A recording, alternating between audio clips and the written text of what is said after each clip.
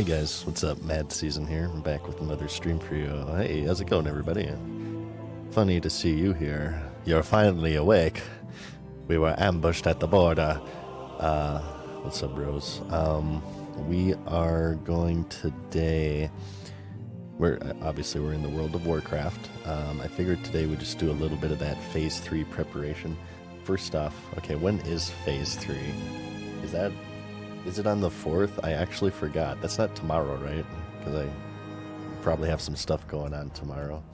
Hang on, let me say what's up, though. Grindrod, Limps Noodles, John66, Kevin Geekzilla, Tim Allen, as usual, Mad Bull, Average, Gachimuchi Enjoyer, Whirlybird, Yaboratog. The name of that song is Diablo Wetgrass Inspired OC Remix. Search that on YouTube and you'll find it. Thanks to Greenie as well. What's up, man? Gallic, thank you for the prime, dude. Gallic, I saw your post on Patreon. Thank you, dude. I appreciate that. There's going to be a new video on the channel in probably not tomorrow, but the day after. It's currently available for YouTube members/patrons. It's a React, actually. It's I kind of took a second. Well, we already reacted to it. It was the Rax Anthrax Do Content Creators Want Games to Fail video. I took like a more kind of produced shot at it because I felt like my first one wasn't really good. I couldn't really articulate my thoughts too well. So I'm doing a second react, like a redone one. So pre-watched, I guess, kind of like a pseudo react, I guess you would call it. And that'll hit the YouTube channel. Yeah, like I said, probably not tomorrow, but the day after. Ooh, actually, that'd be kind of good. We do that for SOD launch. I want to do like streaming frenzy. All right, we're gonna whenever SOD launches. You guys say 3 days? Tomorrow? Wait, tomorrow? SOD launches tomorrow? Heard in 3 days? Uh-oh, we have conflicting information in the stream chat. When does SOD launch, you guys? Tim Allen says tomorrow, wait to Thursday. I hear Dual Spec is in the game, actually. Mentioning that. Thursday, it's Thursday, okay. Gotcha. Okay, that's better for me. What time Thursday, if I may ask? You guys remember when, like, I used to give you all this information? I'm so lazy, I won't even look it up. That's how the tables have turned here. Let's turn on my sound effects and stuff. I want to do like a mega launch party. We're gonna hit level 50 on first day, bro. No problem, Tim Allen. Don't worry about that. But it'll be more kind of like afternoon Thursday, so I might kind of be a little late to it whenever it starts. I feel like Phase 2 launched sometime in the afternoon, didn't it? So maybe that'll actually work out a little bit better for me. Is this spot flooded right now? I was gonna, obviously we're in my location, I was gonna do a little bit of fishing. But yeah, I felt like I've been really kind of neglecting streamage here recently because I've started editing again, obviously. So in an effort of still trying to go outside. Oh, this might be bad. Okay, it's a friendly PvPer. Looks like he's fishing as well, though. I see a fishing pole on his back, so we'll see how friendly they remain for a while. I have like kind of like a fisherman's creed. I don't attack other fishermen's. But if this spot is being blasted right now, I'll probably just go somewhere else. A 1 p.m. PDT. Oh, okay. Actually, that works out pretty good for me. I'll kind of have to rush home. But so I might be a little bit late, but maybe I'll be late enough to avoid like the initial Zerg and stuff. So yeah, I kind of want to do like a 12-hour stream, not necessarily to rush it, but at least to not like take 2 weeks to hit the max level like I did for this phase. Too late to start playing SOD? I don't think so, Joshua. In fact, I think SOD is the best version of the game. It's probably the best MMO to start late because each phase has level caps. Right now we're at level 40 So in the Thursday and the 4th, it'll be kind of a soft reset. The cap will be raised to 50, and you know, all this level 40 gear. It won't be irrelevant. A lot of the level 25 gear was useful for the 40 meta, but obviously it'll be kind of like a gear reset.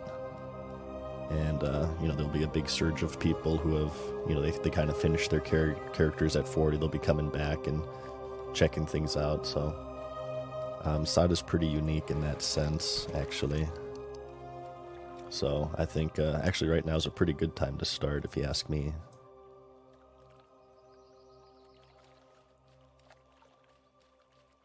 Yeah, it's a pretty good time to start. Stormwind music and outtrack. Oh, I just play. I usually play the Stormwind music for my intro. That's how I like to start off my streams, even though I actually prefer the Ironforge music first. I like the pop. I like the pop of the start of the Stormwind theme. I like to try to time it with my WoW goodness here. So yeah, video. It's an impromptu video. This is not the Sekiro video I was talking about. It is a over 1 hour react, and I kind of talk about the channel. I talk about the dynamic of content creation and content creators being tied to one video game, making positive videos about a game, making negative videos about a game. We talk about fanboys. We talk about the opposite of fanboys, the people who treat video games like ex-girlfriends, and the people who look at Blizzard games with, you know, as like the best games ever made, and the people who look at Blizzard games as the worst games ever made. You know, that sort of polarization that happens on social media, and sort of how content creators can get stuck in the middle of it. So yeah, it's about 1 hour. Kind of gets a little bit ranty in some places. It's the first technical react on my channel. Excuse me. Out of all 600 videos, oh yeah, this spot's getting blasted right now. Out of all the videos on my channel, it's my first react, so I hope you guys enjoy it. And it could be something, and I know a lot of you guys don't like reacts. Watch this first one though, and let me know what you think about it. I would say give it a shot. I do it a little bit differently than other people, I would say. There's a little bit of editing in it, and it's more kind of structured maybe. It's kind of, I wouldn't say it's a technical react because I already watched the video before, so I kind of like watched it and formulated my thoughts on it and then gave it a second go, so it's kind of like a pseudo react. But yeah, let me know what you think of it, and if people are receptive to it, we can maybe do more in the future. I already have a couple of videos I want to do the same with lined up right now. So yeah, but other than that, I have the Sekiro review nearly done. In fact, I just got done with a big editing session for that. I should be able to finish up the rough draft to that tomorrow, hopefully. Oh, this stupid turtle. Get off my bobber. I can't go. Okay, there we go.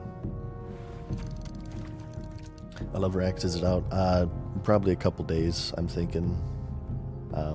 Gachimuchi. Hey, what's up, Gazfoot? Yeah, it's kind of interesting. John says I had to keep stalking while I don't go back. It is. I mean, we talk about this in the video, but people have the capability to get so attached to MMOs because, like, really, if you think about it, it's kind of like a second life, right? You spend so much time in them. You're interacting with friends, strangers every day. With how much time you put into them, it really is kind of like a second life, in my opinion. So it's easy to see why the videos get, or people get so emotionally invested into them. I like to analyze that. MMOs are social media, if you guys haven't figured that out yet. I know I've said that before, but I'm very big believer of the fact. Hey, what's up, Gringan? How's it going, man? Probably a couple days, John, is what I'm thinking. It's already done, but I want to give this Diablo video some time. Ooh, by the way, thank you guys for watching that video. The Diablo 3 video is actually, I've gotten a lot of good feedback on that, so I just want to share my appreciation for that. Thank you guys. Laney, Plunderstorm. Hey, what's up, Sentinel? No, I have not. I hear Plunderstorm is actually pretty damn good. And I saw on Twitter, or X, that, I keep calling it Twitter, that there's like a big PvP tournament out. So I think that's pretty cool. It seems like there's kind of like a big community around it. Nice to see. Oh, did I miss a cast there? Nice to see retail doing well. I haven't been on the retail train for quite a while. I'm more of a classic Andy these days, but I am happy to see them actually release like good stuff that people are excited for. So it sounds cool. Actually, that's if you think about it though, that is Blizzard's second attempt at a battle royale mode, sort of. You guys remember in BFA when they would drop treasure chests on the map and the first faction to claim them could grab them for like a little bit of Azerite and like war resources or whatever. Thunderstorm sounds like a much more successful go at it. Oh, you watched that Sunday Broad? Nice. Thank you, man. Yeah, that one hit the YouTube algorithm. It's doing pretty well. It's getting like recommended to people, which is usually a good sign. For it to hit YouTube algorithm, that means that it has a pretty high retention rate. They're sticking with it, right? It's lots of watch time, so that's usually a good indicator on if I did a good job with it or not. And it seems like I did. I'm going to talk about this in the next video, but it's really nice when any video, or when people enjoy any video, but I especially like it when people enjoy my non-WoW stuff too. I'm going to try to sort of break out of the WoW niche I've built for myself a little bit. We talk about this in the next video, in fact, and I do it hopefully to provide better content for both WoW and non-WoW stuff. I feel like a trap that a lot of channels fall into, and again, I talk about this in the video, is that if you make your channel about one game and one game only, especially about a game that changes frequently with MMOs, what can happen is that you have so much of a reliance on top of it that you kind of lose touch with the average player or your viewing audience. People who just play the game, like the viewer, if the game starts to suck balls, they just quit for a while. It's whatever, right? It's a video game. Cancel your sub, play some other stuff that you've been putting on the back burner for a while, come back in a month or a year or so to see if they've done something cool. And it's really not that big of a deal. However, if you're a channel and you've based your entire channel on that game, things that may not be such a big deal for the average person are actually a huge deal for you. Such as things like, for me, instance, the level boost and stuff, and obviously later on the WoW tokening classic. So you kind of lose connection, right? You lose connection with the average player of the game because you're so intensely dedicated / reliant on it. So what I would like to do on my YouTube channel and here on stream is to not be so reliant on WoW, to where if WoW kind of, maybe if I mean, I'm liking SOD and hardcore right now, but if hardcore and SOD starts to suck, I want to be able to pull away from it and, just do other stuff for a while and then maybe come back to it when I'm not so jaded or disappointed with it, or just, I'm just not having fun with it. So Yeah, it's kind of interesting. I would like to diversify myself. It's I guess to sum it up, it's like putting all of your eggs in one basket, right? Dan Eric says that it took time for Asmongold to get away from WoW as a content creator. Yeah, and I love my channel. I say this in the video. I'm very, very appreciative to be where I am. Don't take this as me like being unhappy with things. I am very happy to be where I am. I feel very lucky, and I'm very appreciative of all of you guys. But if I were to change anything with my channel, looking back, I think that I wish that I would have made more of an effort to kind of sprinkle in non-World of Warcraft videos here and there, so I wouldn't have, you know, put myself into such of a niche. But you know, all that considered, I feel like I'm not as in tough of a position as other channels. Like my non-WoW videos actually do pretty damn well as far as I'm concerned. So, like that Diablo video, for instance, not to get caught up too much in metrics or anything, and you know, I don't do it for views, but I think that Diablo video passed like 150K recently. So, I mean, it's still within the Blizzard sphere, right?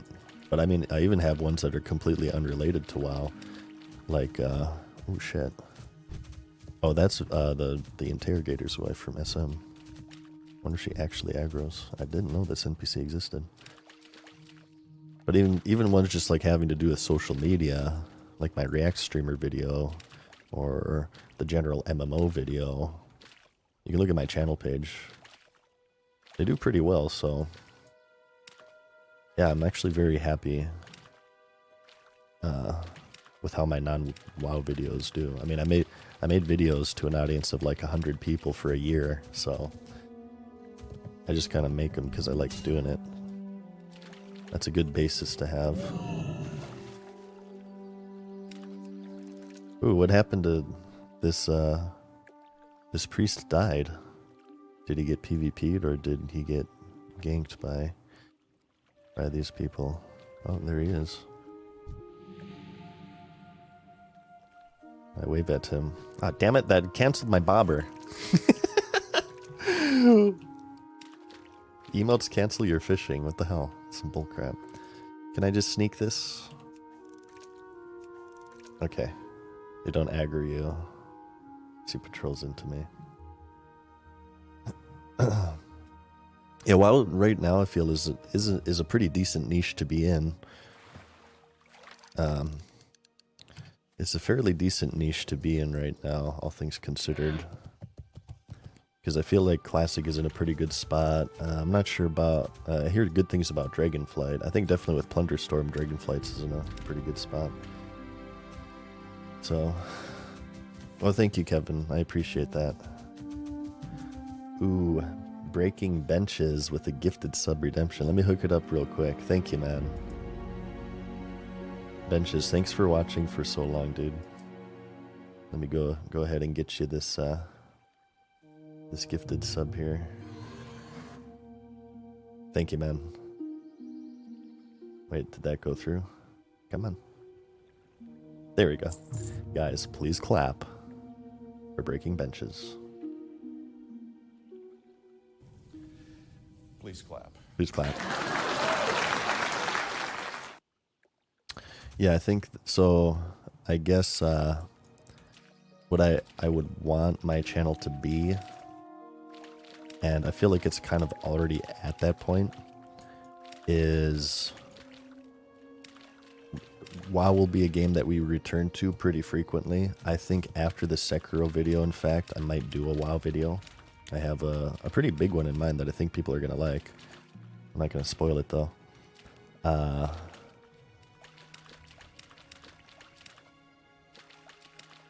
And then aside from that, we kind of do like general, like I said, I want to do social media stuff. I want to do video game reviews. I would like to break into the video game review realm. We'll review old games, new games. We're starting with the newer game, Sekiro. Excuse me. The plan is to bring this on stream as well. Again, WoW will be like my main game. But,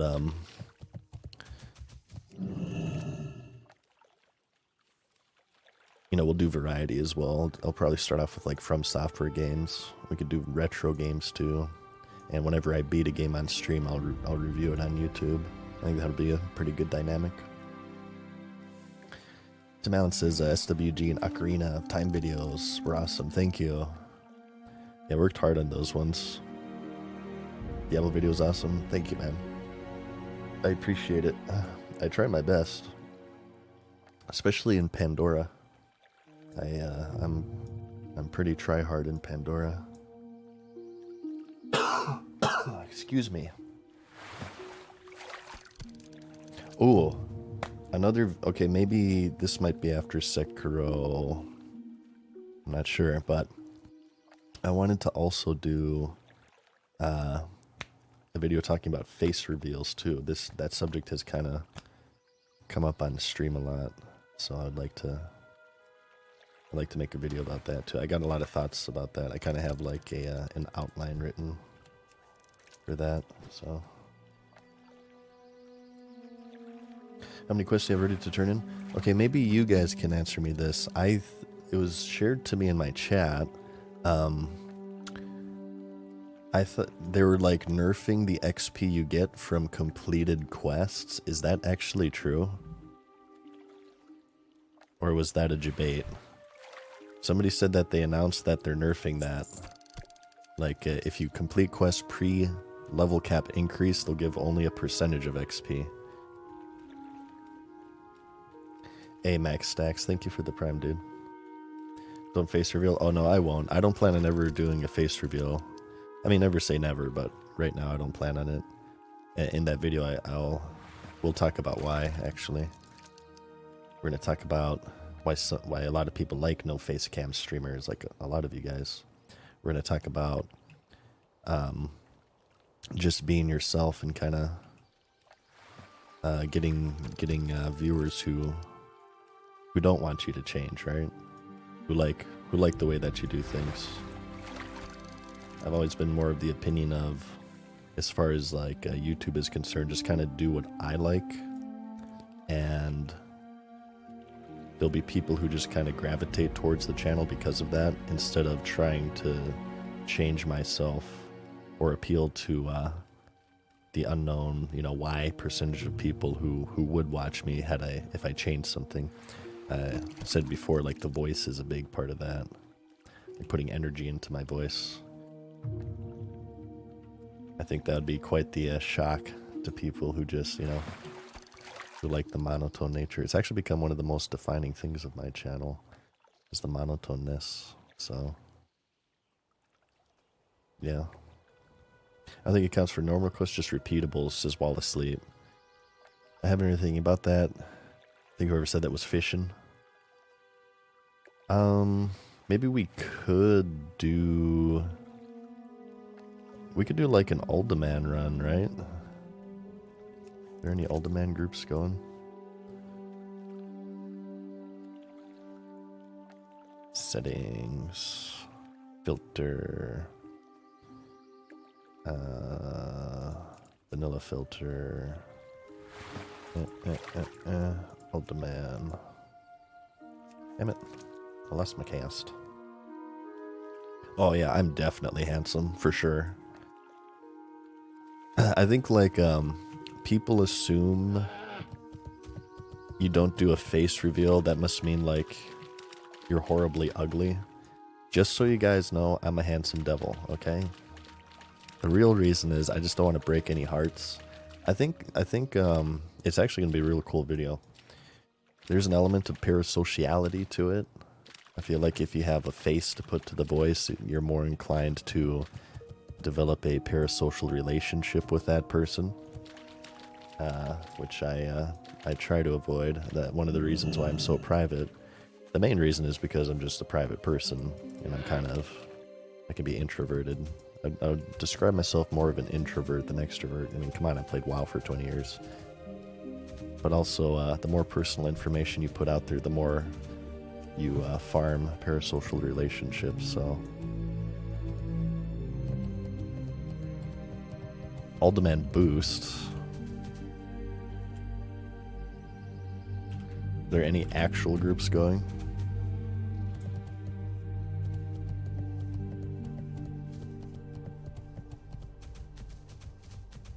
How do you boost all demand? People must have found a crazy kite or something. No, I feel like I think a lot of people are very susceptible to parasocial relationships. I probably have some myself. Parasocial relationships are, I feel like there's a misconception. I feel like you can't like willingly protect yourself from parasocial relationships. If humans could control their emotions, life would be far more simple. I think I speak for a lot of people on that, but I mean, I know full well what parasocial relationships are, but still, you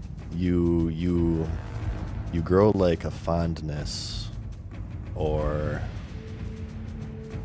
an attachment to people, places, things, whatever. The more time you spend with them or consuming their content, there are content creators out there to where if like something bad were to happen, yeah, I'd be really sad. Are you kidding me?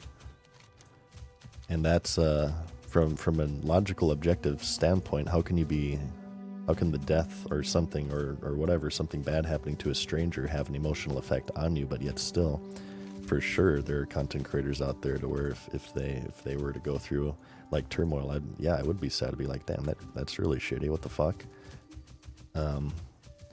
Yeah, I don't think parasocial relationships are necessarily a choice. I think very few people watch like a streamer or a YouTuber with the thought in mind that, okay, I'm going to become really attached with this person and this person is my friend. It just sort of happens. Like if you've been watching a content creator for like 10 years, it's just something that kind of grows, I feel. Obsessive fan, parasocial. That's the extreme example, yeah. Yeah, for sure. You can have a parasocial relationship with someone, not, be obsessive over them though. Or to be like a creepy stalker or whatever. Parasocial relationships aren't necessarily negative too. They have a negative connotation because generally they're bad, but I'll give you an example of what many people consider to be good parasocial relationships. So, in them being leveraged in positive ways. Children's TV shows like Nick Jr.,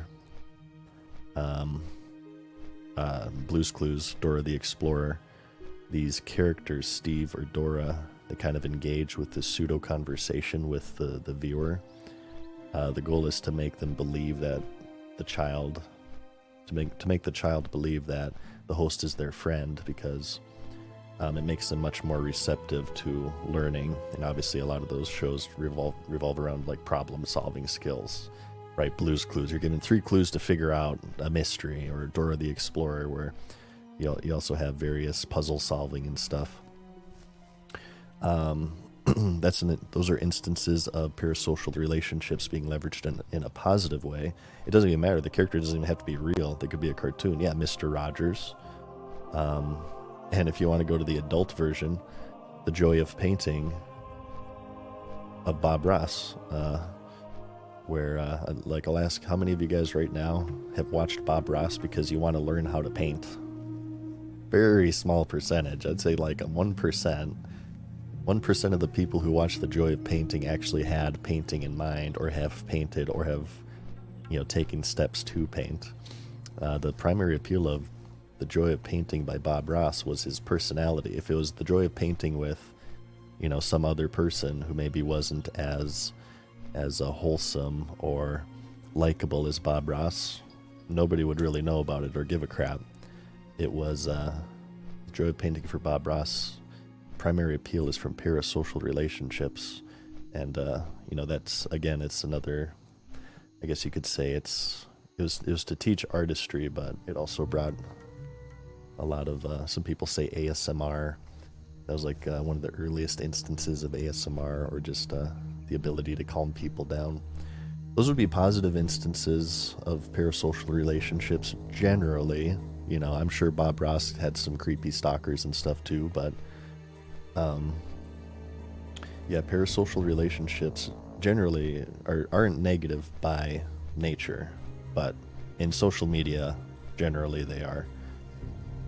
They can be negative in multiple ways. You have the case of the the obsessed viewer, the stan, as you guys mentioned, or you have the case of the influencer wielding it in nefarious ways, of course.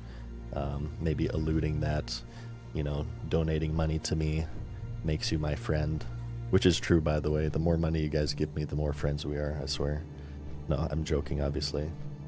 But parasocial relationships form the basis of sponsorships. There's a reason why YouTubers have been advertising Raid Shadow Legends for 10 years. It's because it's effective, even if it's like subconsciously you hear a voice or see a person you're familiar with promoting this video game. You see, Shaq advertising Dunkin' Donuts or whatever the case may be. You see Patrick Mahomes doing a State Farm commercial. There's something psychologically built within us that makes you more likely to purchase that thing or to consume that product, because there exists here a parasocial relationship with celebrity culture, with influence culture. So, and not to say that anybody who's ever done a sponsorship is nefarious. I just did a sponsorship on my Diablo 3 video. I don't want to paint it out like that. It'd be pretty hypocritical of me, but it can be pretty predatory. I feel like a lot of the hot tub stream meta is a pretty good example of that. You have people taking advantage of, in my opinion, loneliness in order to extract money from people and things of that nature. But yeah, I have a lot to say about parasocial relationships too.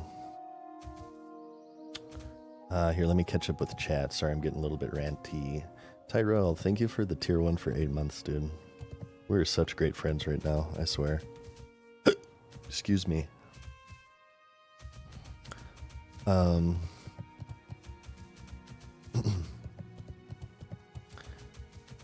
Hey, no problem, Tyrell. He says he's watching some X-Files and playing Borderlands 2. Ooh, that's a good TV show and that's a good game right there. And, dare I say, a good stream. Yeah, same to you, Tyrell. Hope things are all is well in your little corner of the world, too. Thank you, man. Hey, and concerned viewer as well. Yeah, just spending time with people forms, or spending time watching somebody, even it's not even nothing intentional. You just sort of, in my opinion, you sort of form this parasocial bond, if you will, if you want to call it that. James Bond. I want to work on some all-demand quests here. I guess we'll pre-quest. Maybe it'll work. I don't know. We'll see. Oh, I started drinking coffee again.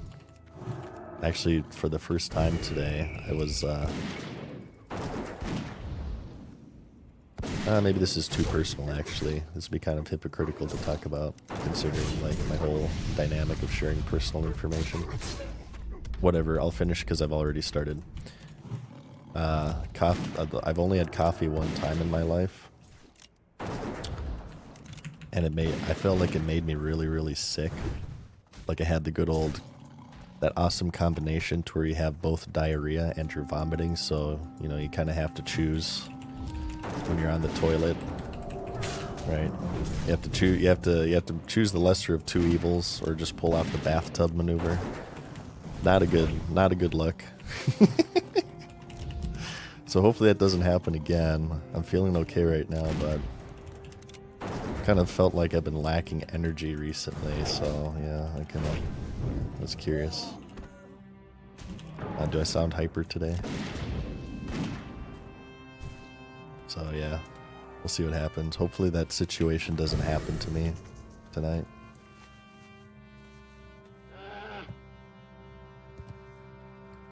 I feel like G Fuel has definitely manipulated the younger audience as a Dante that they needed in order to be good at video games. Well, yeah, I mean that's a huge part of the brand, right? Like Gamer Fuel, right? That's another one. Mountain Dew Gamer Fuel. There's a lot of that stuff kind of marketed towards the gamers, energy drinks and stuff.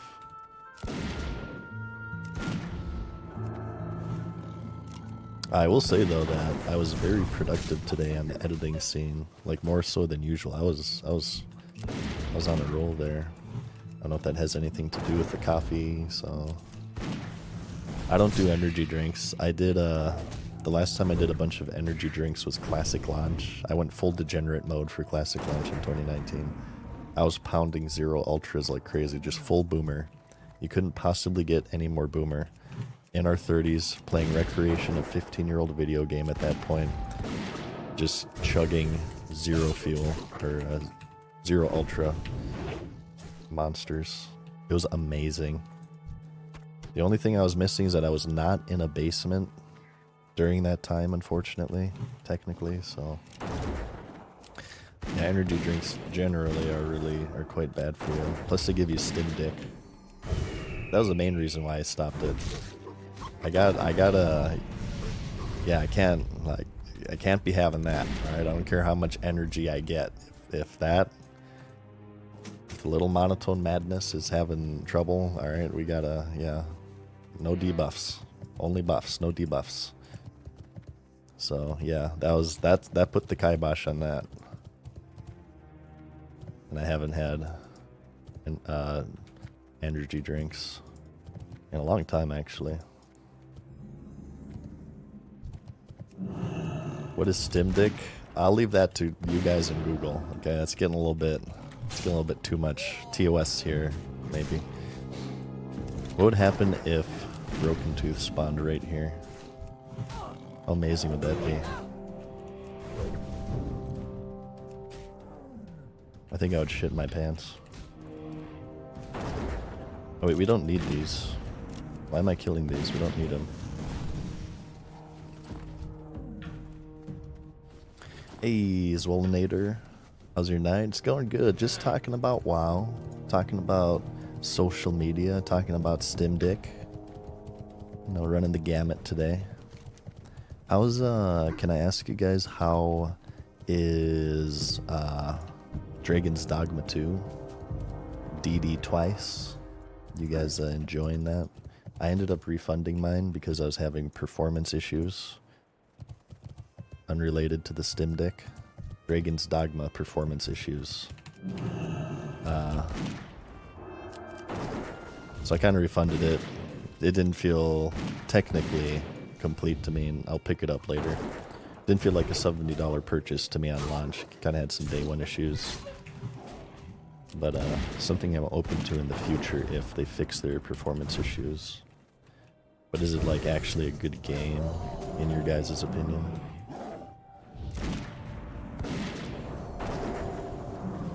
Yeah, we can do a Pandora's Box episode about Stim Dick, maybe. That'd be a good one.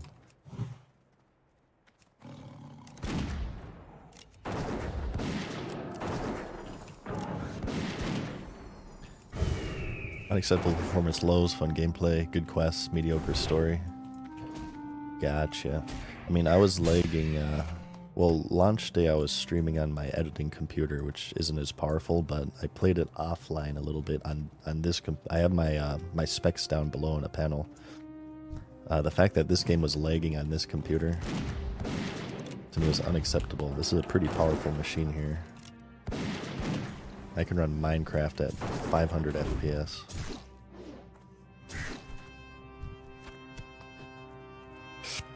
Wouldn't only ever play old games, says EverQuest. Nothing wrong with that. There's plenty of old games to enjoy, that's for sure. That's a gladiator stance. I think it looks cool. If I have time for an alt next phase, it might be warrior. Obviously for this phase I've been all hunter all day, but if we switch it up, we can maybe do warrior and try out gladiator stance.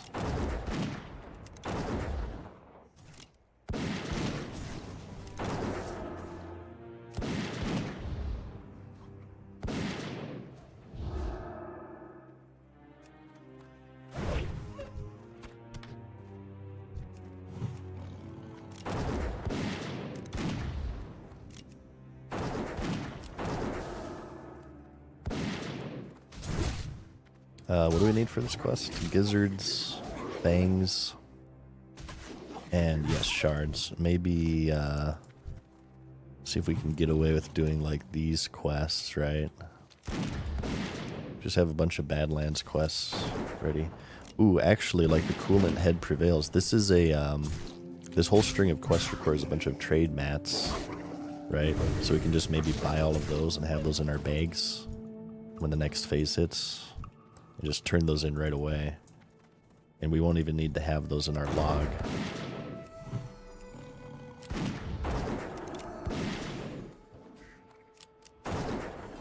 Power spike for MM. Wait, did marksmanship get buffed? Do we have a marks buff that was recently? I haven't really been paying attention to patch notes or anything. I am very ultra mega casual these days. Ooh, it did. Nice, just in time for the end of the fucking phase. Oh, True Shot Aura got buffed. Oh shoot. I don't my spec is kind of like a hybrid PvP spec, so I went down survival instead of grabbing True Shot. Well, actually, dual spec is in the game, so maybe we could like we can grab a PvE spec. Probably be wise, but it'd be like all of my gold. I'm at 58 right now. Here it costs 50.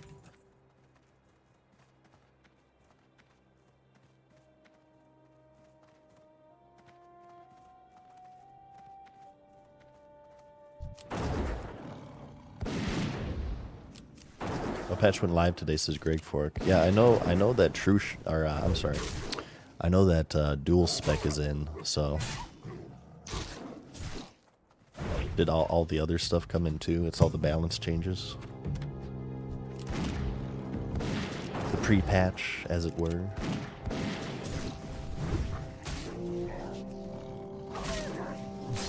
Ah, I got something in my eye. Pink eye incoming. Oh no.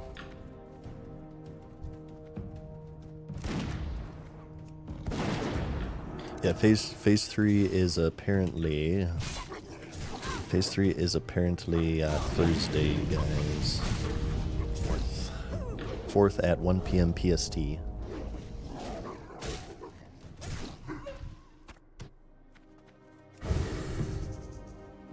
I feel like I have more energy for stream too. My social battery is replenished, you guys.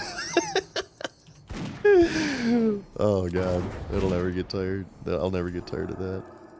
We're gonna add that to the stockpile of jokes I reuse over and over and over. Hell yeah. Nice to have a full social battery for streaming, you know? My commute to work today was from my bed in my underwear to my computer. It's like 5 steps. Kinda rough. Okay, let's do this as well. We're just gonna come... Badlands will be... I know it's not one of the best zones, but this will be one of the zones where we just complete a poop ton of quests. And we'll...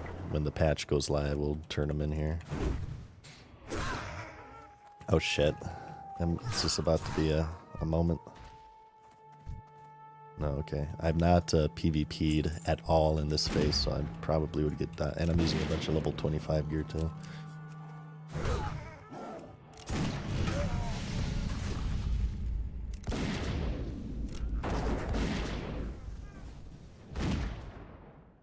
Where is the dual spec NPC, if I may ask you guys? Where do you get dual spec? My favorite thing about streaming is that, like, I don't even have to do a Google search. You guys are my Google. It's perfect for lazy people. Ironforge. Tanner's Turtles. Tanner's on the coast. Okay. What's up, Altarian? How's it going, man?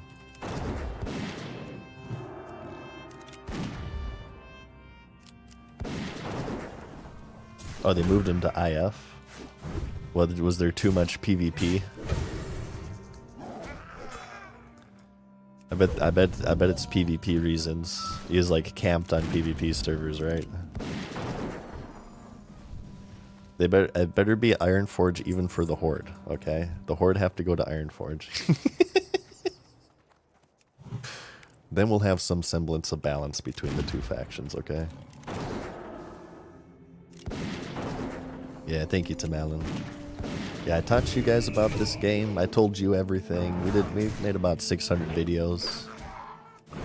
So now it's your guys' turn.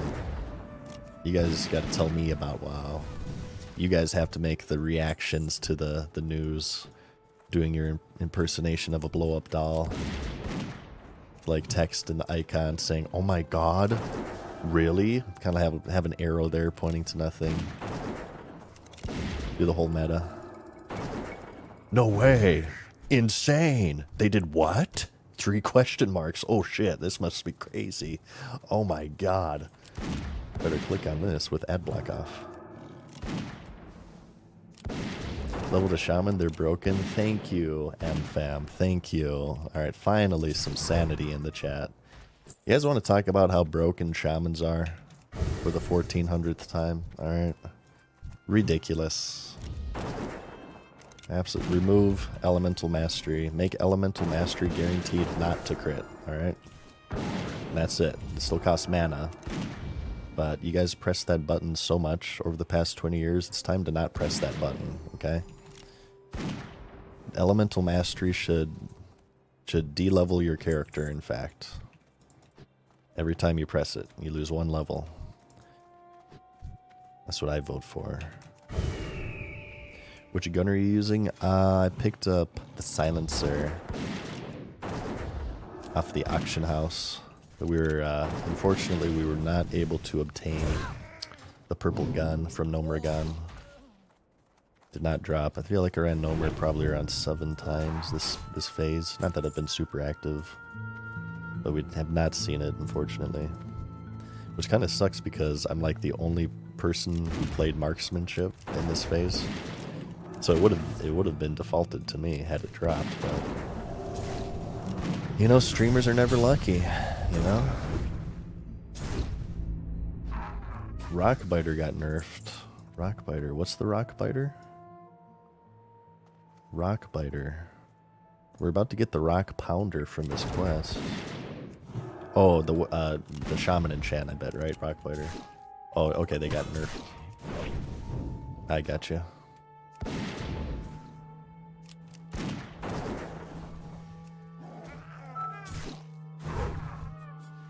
Dirty Trog. Yeah, maybe me drinking coffee again will result in more streamage for you guys. Because sometimes when I go load up stream, you guys, my social battery is so drained. Oh god.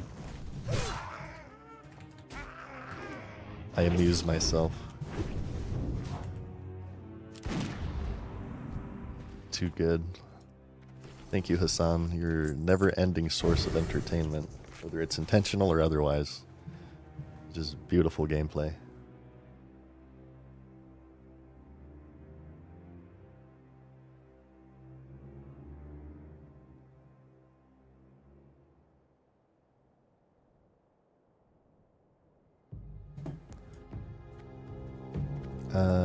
Okay, one more of these bad boys. Those orcs fap in our ears.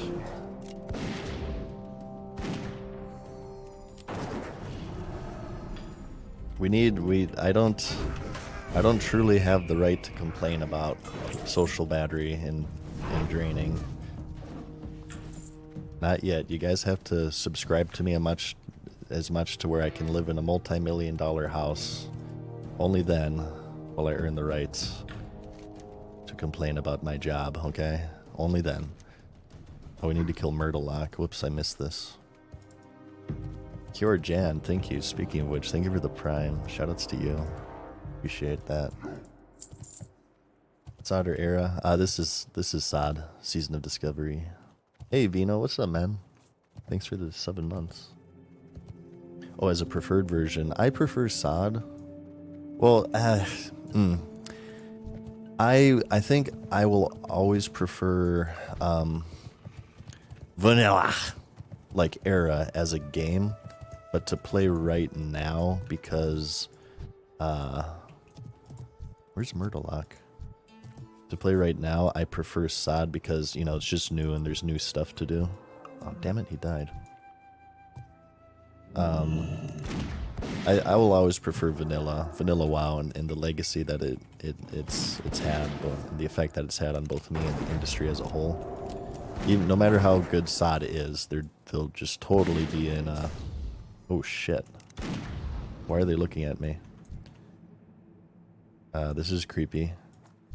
What are they doing? They're stream sniping me. They're pulling up my stream right now. They can't find me. But, yeah, so anyways, I'll always prefer vanilla for more of like a nostalgia. And its effect on me, its effect on the industry. Sorry, I'm hiccuping. But I prefer to play SOD right now because it's new and it's more exciting to me than vanilla WoW.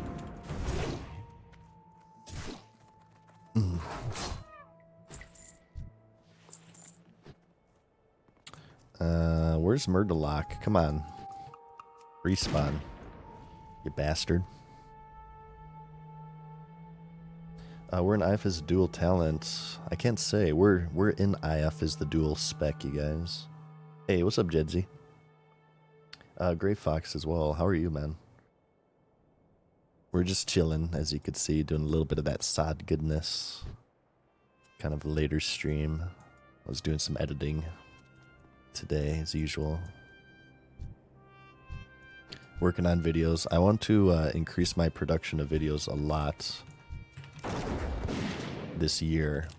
Some of them might be reactions, like I said earlier, which is automatically going to make a lot of you guys hate me, but give me a chance, okay? Check out the first one and let me know what you think. I think you'll like the way that I do them, because I do throw in some editing in the actual video.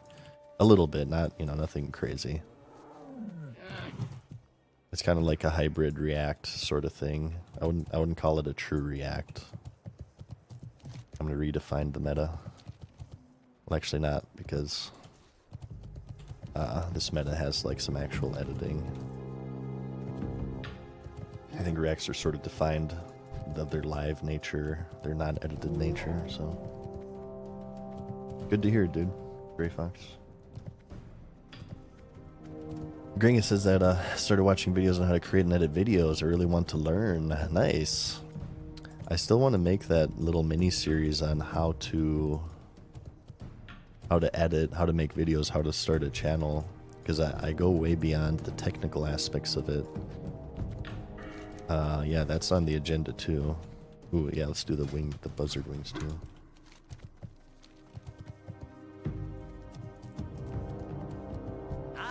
Yeah, a lot of videos I want to make. This is going to be the year of the Mad season. You guys watch. You mark it. You mark these words. Ooh, actually, we don't need to take this quest because the buzzard wings are a non-quest item, so we can make room by abandoning this one.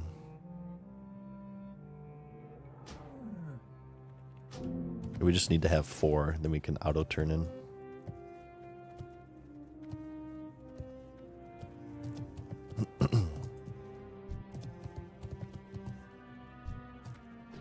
Let's see if we have Broken Tooth over here.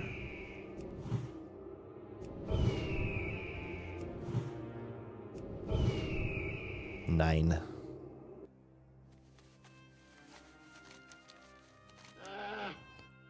So we'll grab these ones instead.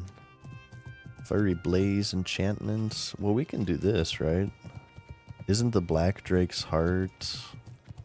Can't you get it from the little drakes? This one? Supply crate we can get. Pearl diving. Ooh. We can abandon that too, but 9 blue poils we need. Warranty claim. And there's reagent run. Pleased to meet you. Alrighty then. Damn it. Okay, I want to do all... Well, ZF quests. We'll save ZF for the next phase, because it's... Doing it right now, I imagine, could be kind of annoying, because we're a little low level. But I'll abandon the quest right now, and I'll grab the gadgets and ones next phase, because they're right in town, so...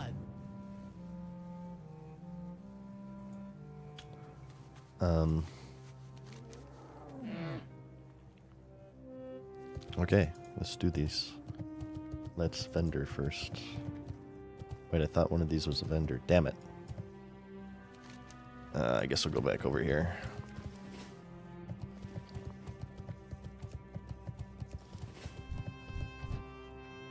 Come on, Broken Tooth. Just spawn on top of me.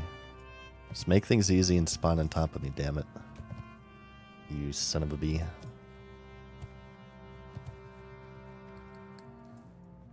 So I think we'll just kind of quest here for a bit, and then we'll run Ultiman.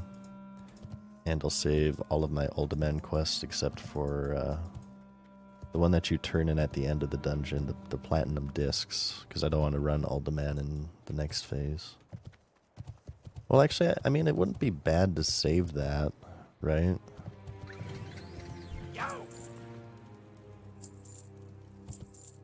It wouldn't be bad to save an Ultiman run for the next phase, actually. We can run it. Oops, I want that. We can run it and get XP from it, right?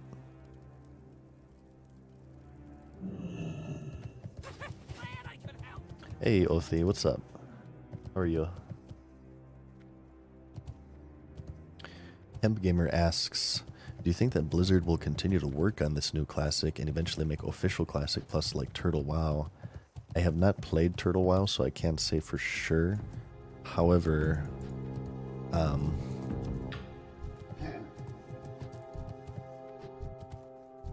it is my personal belief that they will do like new raids and stuff post 60. I think it depends on how SOD is going at level 60, how many people are playing it, because if things take a turn for the worse and nobody really cares about it, it probably wouldn't happen. But I think if things are going the way that they're going now, I feel like SOD is pretty populated. I think that they will be making Classic Plus. Classic Plus in the, because I know everybody has a different definition for it. Classic Plus in the sense of like new zones, new old zones like Hyjal being turned into a leveling zone, right? Or like quests there. I don't know if they'd increase the level cap or anything. Maybe, maybe not. But new quests in Hyjal. I've said before, this area that eventually became Ghostlands and Eversong, they could do something with. New content, new dungeons, new raids, new talents maybe, class balance changes. Referring to this image. Oops, no, not that one. Referring to this image. Season of Discovery. This is their old roadmap that they released. Season of Discovery, endgame content updates at the end of there. Pretty vague. Endgame content updates, but I think that could mean eventually. Wait, what are we doing? We got to go up here, right? That could. Oh my God. Hematus. Oh, they're dragging it to, what's it called? Kargath or whatever, right? For the guards to kill it? That's crazy.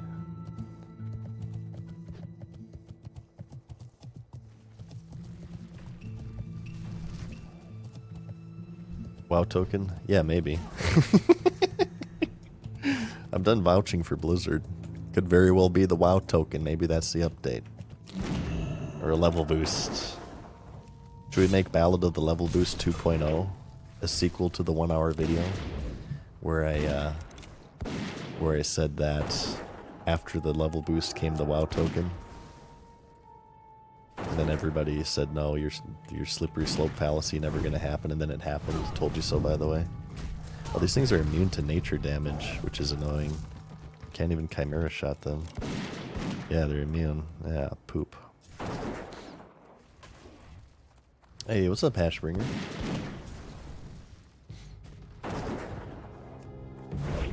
Did that quest as a rogue tank? It says Tim Allen. I remember that one. I remember doing that in the beta, the 2019 beta, baby. On my Warlock. It was level 40 cap, but you could do the quests, and we formed like a raid group to do it. We had a hunter kite it, and everybody else kind of killed it. It was good times. I believe people are farming these for the solid stone. This is a gold farm right now. Yeah, see? Individually, 22 silver for each solid stone. So everybody's making their sapper charges and stuff, I bet you.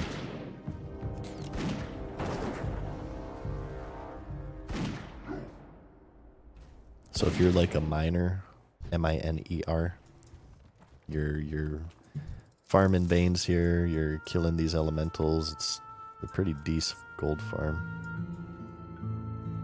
Looks like this hunter's kind of eagle-eyeing around for mining veins. I prefer fishing for my gold making, actually. Do you guys know of any open water spots for fishing that's good for gold making right now? We did a little bit of greater sagefish farming earlier, but at around the Dalaran bubble in Hillsbrad, but that zone is very heavily contested, so it wasn't really worth it. Do you guys know of any fishing farms in the open water as opposed to pools that is pretty good for gold making? I would like to farm more gold for the next phase if possible.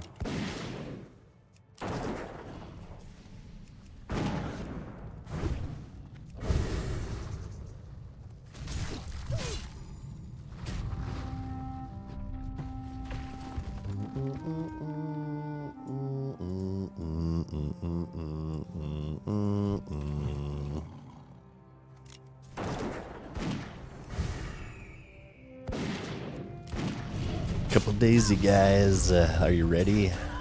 You got your hot pocket stockpiled, you got your Mountain Dews, your Doritos. You guys ready to go ham? You guys ready to level to 50 in one day and then do the raid twice and then complain on the forums that there's nothing to do? I sure am. Can't wait. By the way, I also have not trained the new Claw. I'm still using Claw rank 4 because I'm bad. Nightfin and Fairless or Hinterlands? Ooh. You just get that from the open water, huh? Maybe we can do a little bit of that. Straight Razor, thanks for the tier 1, man. Appreciate the support there. Ashara Bay Storm's good spot for fishing. Actually, we did do that for our winter squid. Stone Skill Eel. Eel isn't really selling for a lot. I think, well, we'll see what happens next phase. I think the armor potions are next phase, so maybe it'll go up. Right now, eels are going for like, I think like 7 silver, unfortunately. Having to do BRD early is good. Yeah, I love BRD. BRD's like, I've always said BRD is my favorite dungeon. I like the size of it. It's so big and long, and it's really hard too. That's probably the best part of it. I love BRD.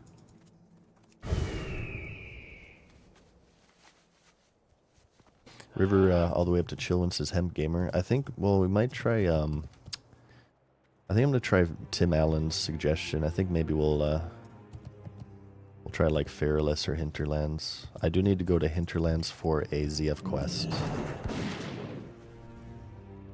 Got more, oh, is it 12 to 6 a.m.? Is it gamer hours for Nightfin?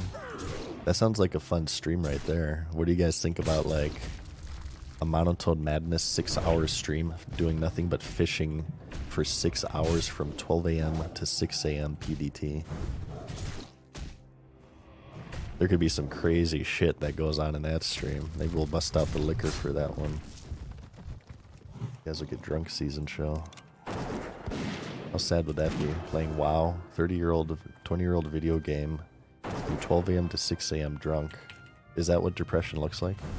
With this voice? Oh my god. That might be too much.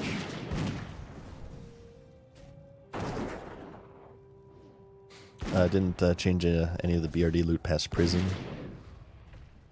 So I have a feeling they might lock the Dark Iron Legacy and not let you do Shadowforge Key until Phase 4. Ooh, maybe. You got that from data mining, huh?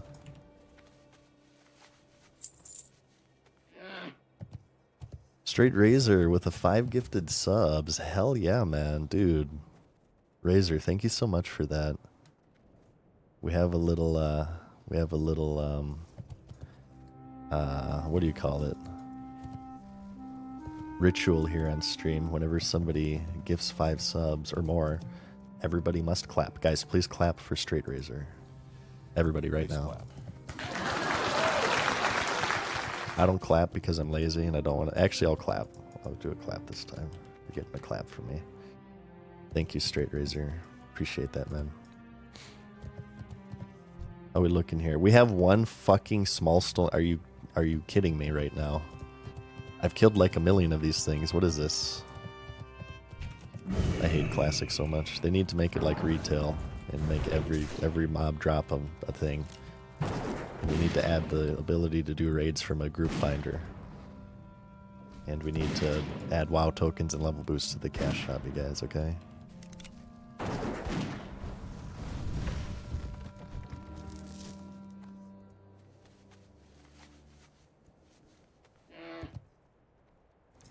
Yeah, I want to do a lot of videos, a lot of streaming for you guys. I'm really like motivated this year. It took me a while to kind of break out of the YouTube editing burnout, as you guys know. When I came back, I primarily did streaming, but safe to say I'm out of the burnout. Let's poop. See, you can only, the thing is, you can only get the small stone shards here. I would say let's go to a different spot, but oh my gosh, this is, there's so many people here. Are any of these people bots, or is this just that popular of a spot? They're all dead. They're all dead. Straight Razor again with the gifted sub. Dude, thank you. Hell yeah, man. Appreciate the support there. It's the MVP right there. I love money. Hell yeah. Thank you, man. Maybe we come back to this one. How hyped were you for TBC Classic before they introduced the level boost? I was pretty excited for it. My favorite state of the game was always vanilla, personally.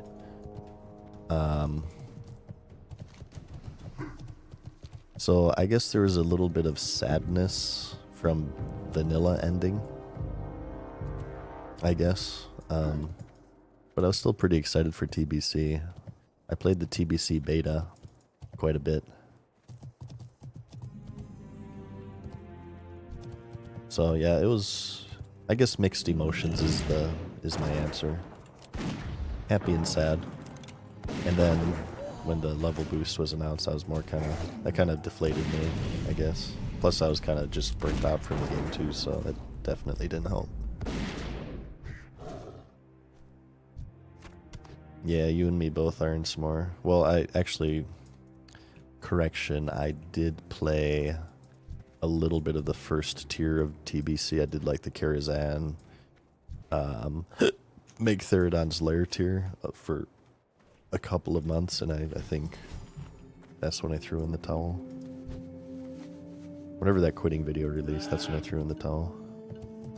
Obviously.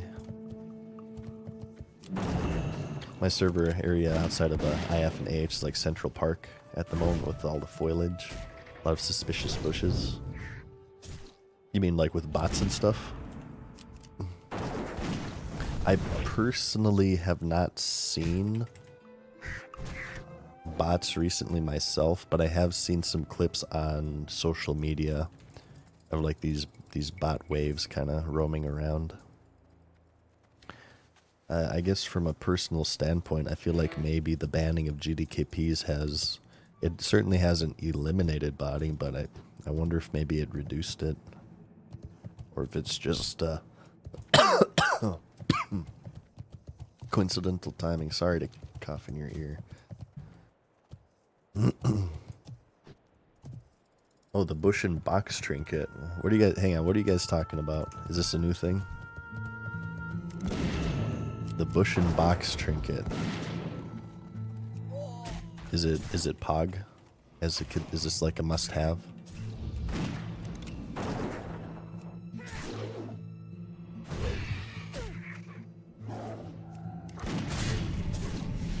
Come on, Quirrell, what are you doing?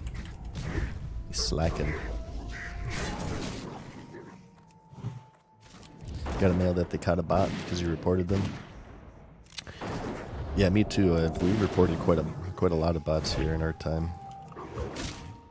I feel like they do ban them if you report them pretty consistently.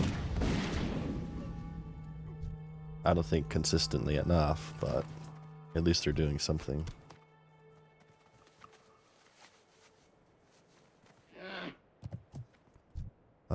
Let's see. Here we go.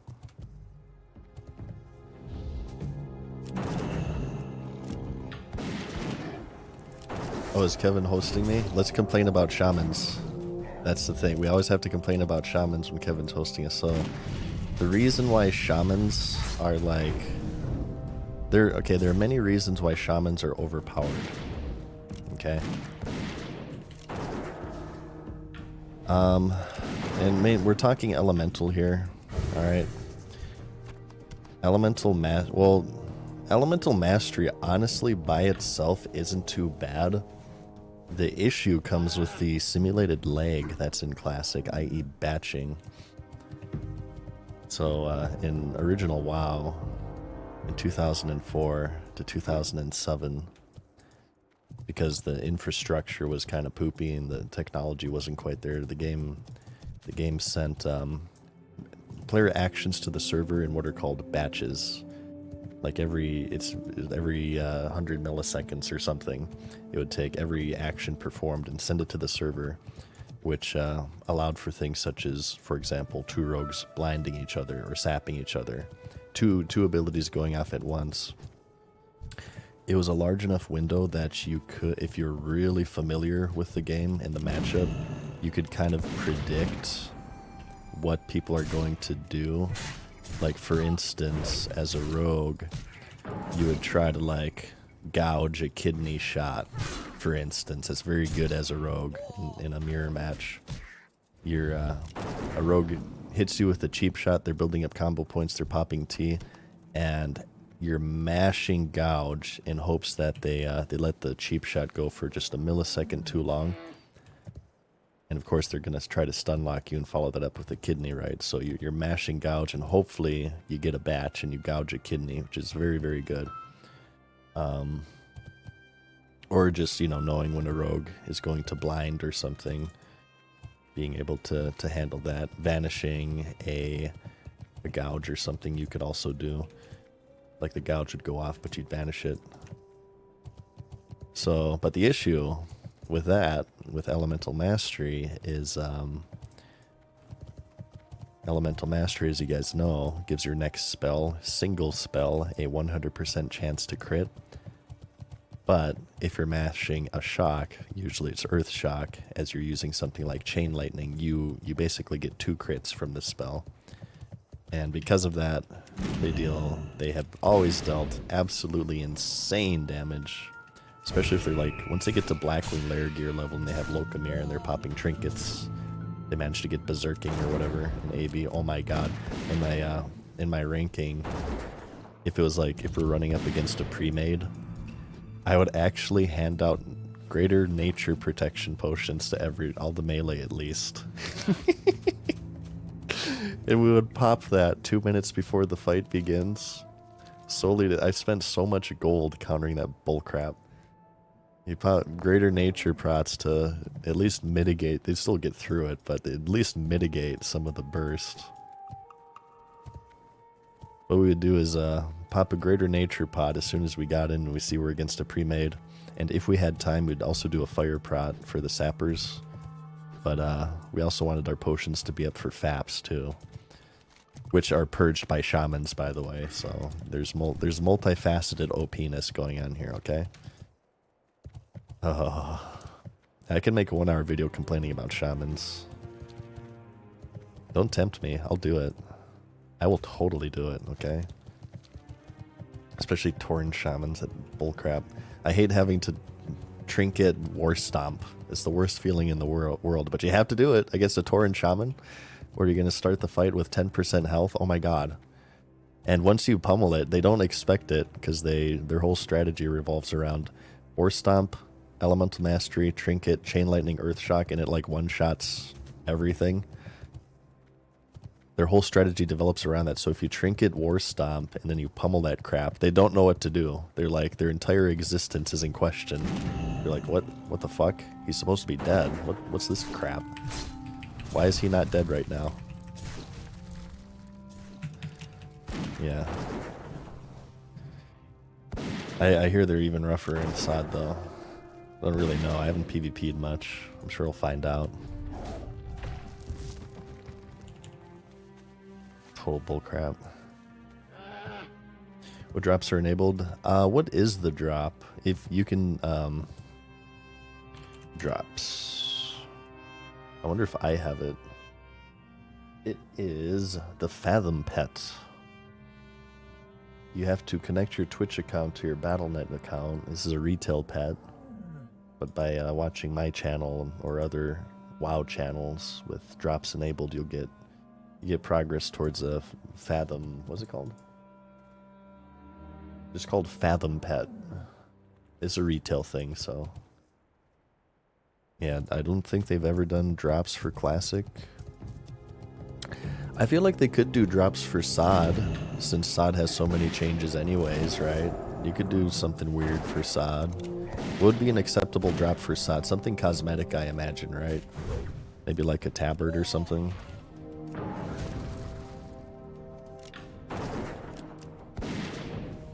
I don't think there would be too much outrage over that. Yeah, 4 hours watching. Oh god. Can you guys stand 4 hours of me complaining about shamans? It seems a little much. Mount? You guys would want a mount? I'd probably take like, I don't know. Maybe like a mount or a pet. Maybe, I would say, maybe not a mount, but I'd say maybe like a pet or a tabard for me. Or like a toy that you use.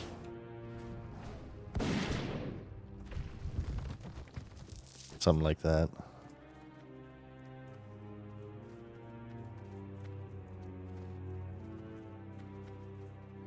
It should be a toy that you use where every time you press it, you get 10 gold. I don't think that would be very gameplay. And it's on a one minute cooldown.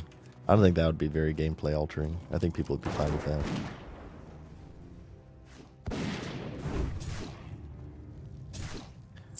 Oh, thank you, Toliv. Thanks for watching me so much. Montana, what's up, dude? Nice to see you in here as always. You ready for the next phase?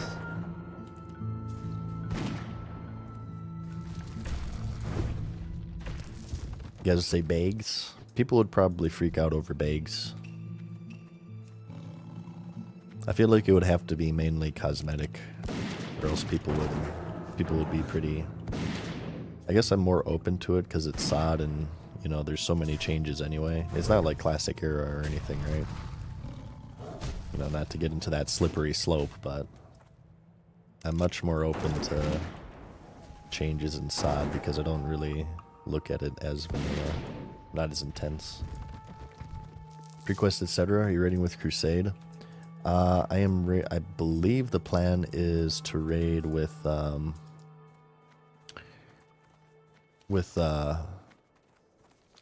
Haberdashery. I made some friends with Haberdashery here. Is Haberdashery a part of Crusade? I know Crusade has Inquisition, which is like for alts. It has Crusade members and Haberdashery members. I don't know if Haberdashery is Crusade affiliated, but it's kind of like some Crusade, some Haberdashery.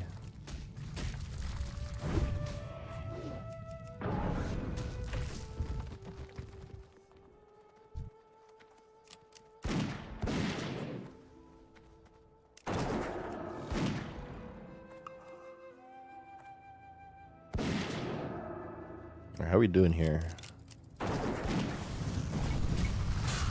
Wait, this is the wrong one. This is we need lesser rock elementals. I hate how my pet can't hold aggro too. Maybe I should get him the next rank of claw, eh?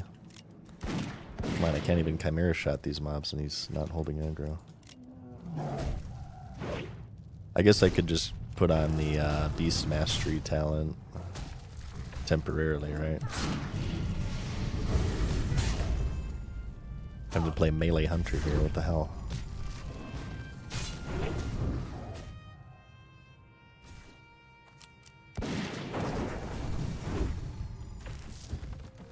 I think, doesn't the Beastmaster... Yeah, I can't use Chimera... Well, I can't use Chimera Shot anyway. Let's do it temporarily. Whatever. Just have to switch it back. Yeah, I'm pre-questing as well. That's what we're doing right now. Just knocking out some Badlands quests. Was kind of considering doing an old demand run, but maybe not. I might just save that for the next phase so we can, you know, get some XP while we're at it. Because I would turn in now the Platinum Disc quest chain. Because I would want to run old demand twice. That'd kind of just be wasted XP. They buff True Shot Aura. Yep. Someone in chat earlier said that. Although I do not have it in this build. Because I am PvP spec, despite the fact that I have like not PvP'd at all in this phase. I'm still rank 3. Yeah. Not good.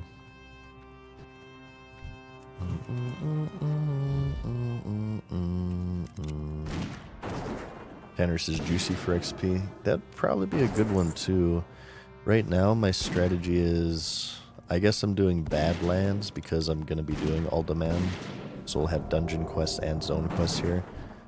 And I have also a bunch of Zul'Farrak quests. I was thinking maybe I can drop the ZF quest that I get in Gadgetzan and Steamweedle.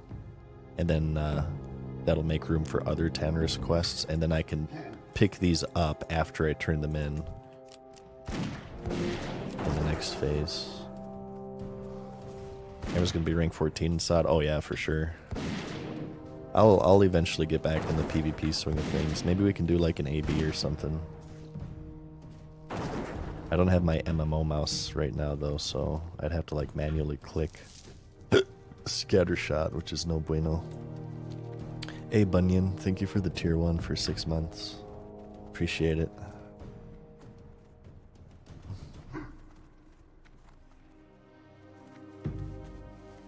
When was it in 2019 Classic when we realized how OP shamans were?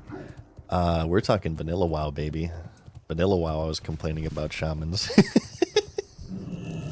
I probably made a forum post too. I don't remember, but I believe I made a forum. Is this a bot?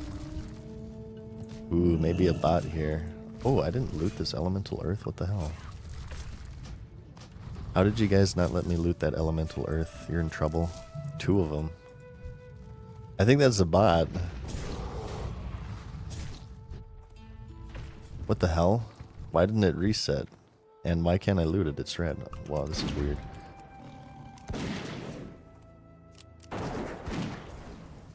4 Badlands quests, they're just turns. Yeah, we're gonna do... So, we have blue coils.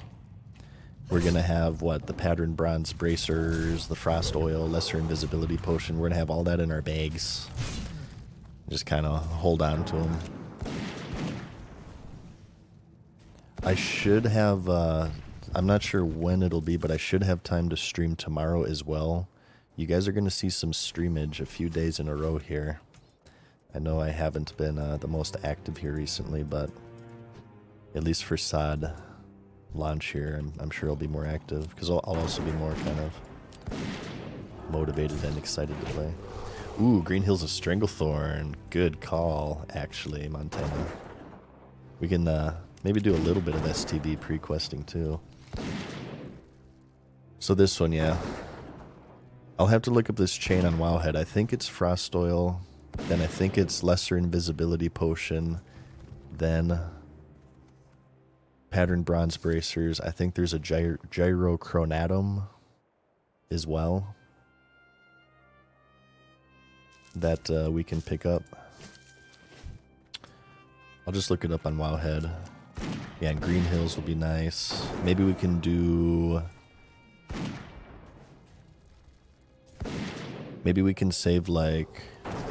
We can pre-complete Bagthera, Tethys, and Sindal. Like the finale of the 3 Beast quests. And turn those 3 in and then do all of Green Hills, because those are right next to each other. Oh, Healing Pot as well says Fractured. Yeah, right, true. True. Then we can get our nifty stopwatch too.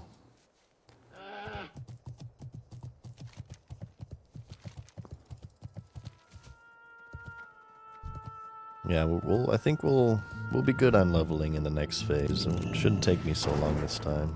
And I would like to do it in the world instead of dungeon farming. Like I said, we'll do like Alderman once, we'll do ZF once, maybe twice, I don't know.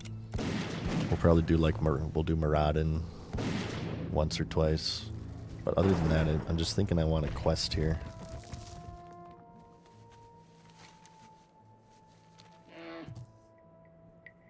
Alright, we need 2 small stone shards. Damn it. It's a low drop rate on these. Euro, what's up? Iron S'more as well. Nice to see you, as always. How are you? Gonna solo Warlock ZF? Cool. Yeah, we did some dungeon soloing. I soloed all of SM before I was level 40, I'll have you know. We soloed Graveyard, Library, Armory, and Cathedral, all by my lonesome.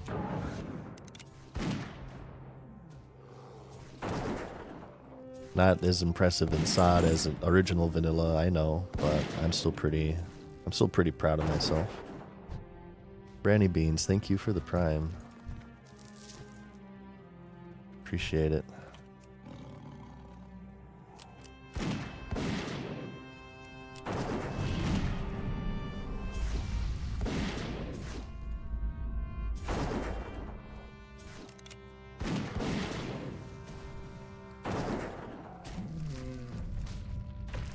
And do we have a broken tooth sighting here? Let's see. Do we have any broken teeth in the area?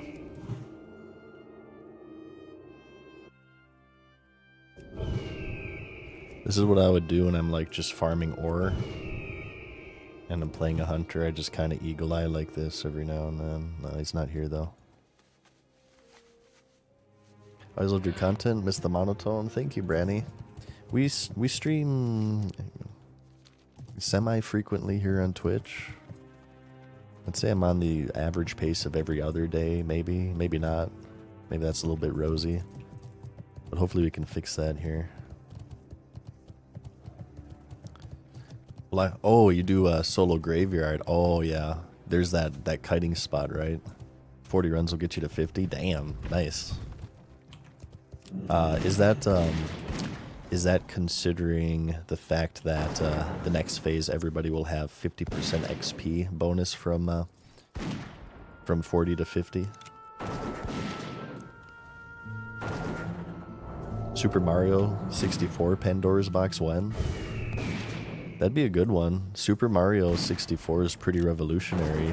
I always kind of look at Super Mario 64 as the game that broke ground in the transition from 2D to 3D, which was huge back in the day. Transition from 2D to 3D was one of the most exciting moments in gaming, as I remember. Seeing all of your favorite franchises make that leap, like Ocarina of Time, for instance, or the first 3D Zelda game. Mario 64, the first 3D Mario game. Some franchises came out smelling like roses, and others came out smelling like doo-doo. Mega Man had a horrible... Mega Man 64 was awful. The Castlevania was another really, really bad one.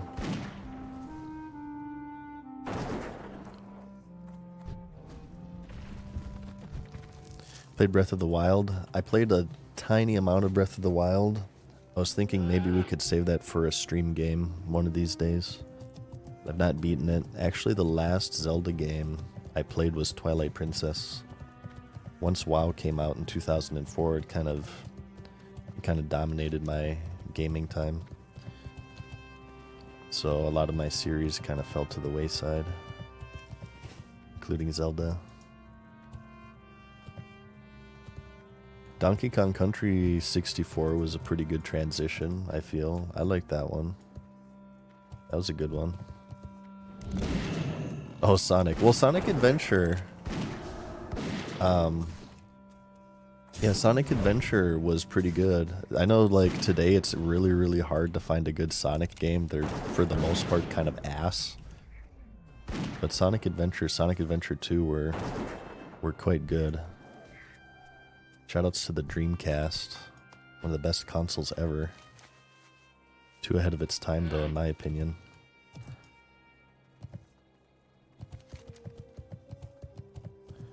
Okay, so I guess I'll save this turn in. We have Coolant Heads Prevail. We got Blue Pearls, which I might farm myself. The Black Drake's Heart. Can you get this off the Whelp? Okay, we can do the Power Stones too. I was thinking I'd save the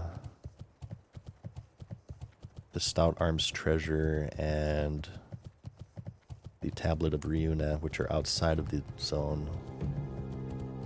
Well, we can grab those now, I guess, in case we get a dungeon group that doesn't want to do them. Preferred over Tears of the Kingdom. I haven't played Tears of the Kingdom either, so I can't say.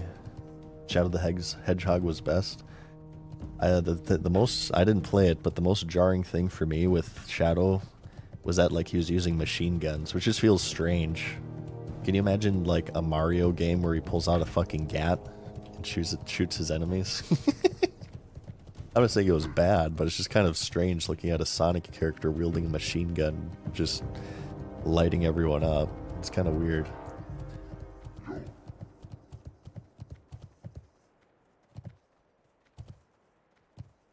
Metroid. Was the first Metroid 3D game, I believe, was Prime, right? I actually liked Prime quite a bit. Prime, I remember a lot of frustration with Metroid Prime. I got stuck a lot. But I actually liked Metroid Prime. My favorite Metroid game is Metroid Fusion on the GBA, which I hear is kind of controversial. Not a lot of people like it, but I played Metroid Fusion on the GBA and I loved it. Your dad always said Mario should have a gun. Hey, those Goombas would be a little bit easier to handle. Sounds like your dad would have liked Contra. Contra 3, The Alien Wars, is my favorite Contra. Lots of co-op memories with Mad Season Bro. Playing Contra 3.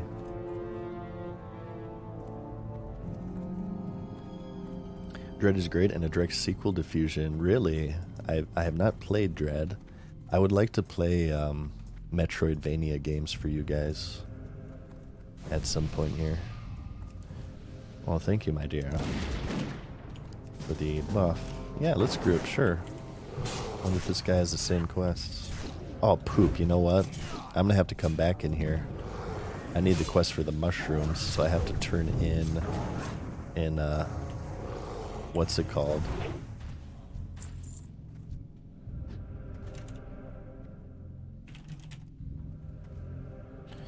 Thelsamar, because the next part is get the mushrooms from this place.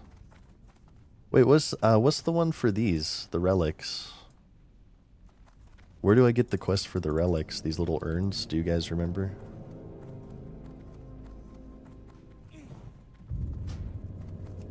Super C, yeah, classic. NES, I will say, was a little bit before my time. I think my first technical game was Punch-Out on the NES, but I definitely played way more SNES than NES.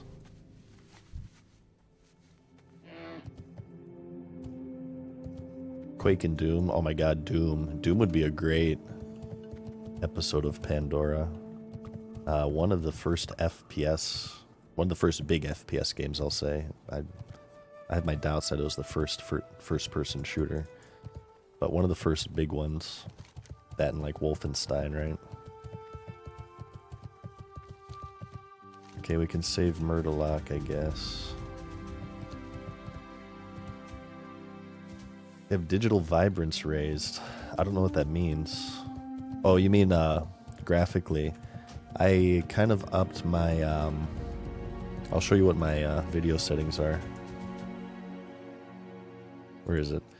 I do this with my videos, actually. You can make pictures and videos more cinematic if you down the brightness and up the contrast. I have contrast at 76%, brightness at 85, and I have the gamma lowered to at 0.6. And it kind of, I feel like it makes things more vibrant. Your colors are more colorful. I think it looks cooler. Yeah, and most of my videos, at a certain point, I turned down the brightness and upped the contrast. It looks like more cinematic and cool. And I also I changed the color balance a little bit, like I make the reds more red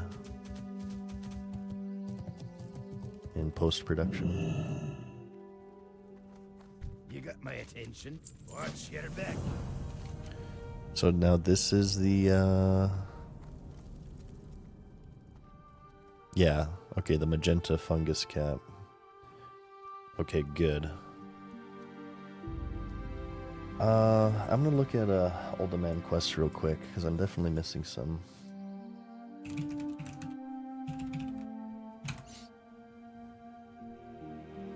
I also want to get the one where I have to find the dead paladin. Do I have that?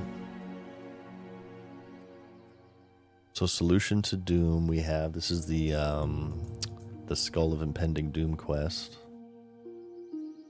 Power Stones. What does Power Stones lead to anything else? No, that's just a turn-in. Okay, but I still want to have it completed. Reclaimed Treasures. Do I have that? Yes, and this is outside. Follow-up. There's no follow-up. Okay. Oh, is there a sniper training rework? I've been complaining about this stupid rune since the beginning of this game. Oh my god. We might actually have a useful leg one. Your shot's abilities have a 2% increased critical strike chance while you have not moved for the last 2 seconds. Stacking up every... Oh my god. I've been using kill command.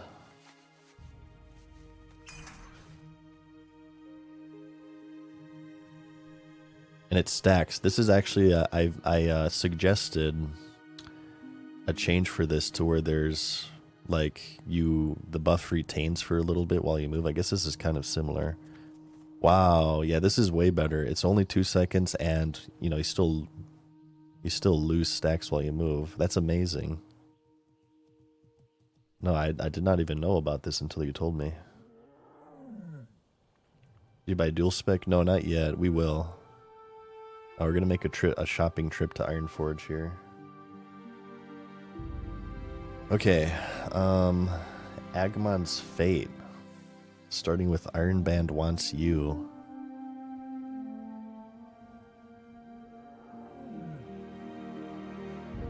Oh, this is, okay, we turn in Murderlock, and then we do this one. Then we get the stone urns. Well, we will be running Alderman anyway. Okay, yeah, okay, so we won't turn in Murderlock right now. We'll save that. So that'll give us that one. Amulet of Secrets starts with a Sign of Hope. I do not have this one. This starts... Wait, do I have it? Sign of Hope. Amulet of Secrets. Oh, I do have it. Ooh.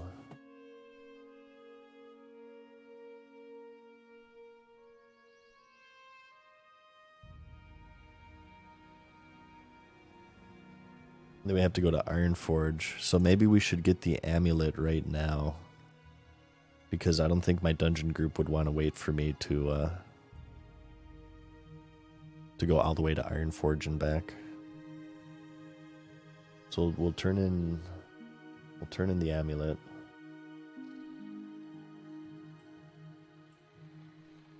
Lost Tablets of Will.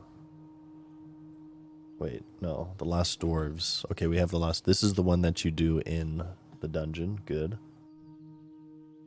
Oh, we need to loot the Shattered Necklace too, which is a drop off of the dwarves outside the instance. I'm sure we'll get that as we're getting the amulet. Yeah, apparently you can buy dual spec right now from Ironforge for the Alliance, and I'm sure Orgrimmar or something for the Horde. We'll probably do that in a second if I have enough gold left over from my shopping. Sorry, I'm just kind of looking at quests right now.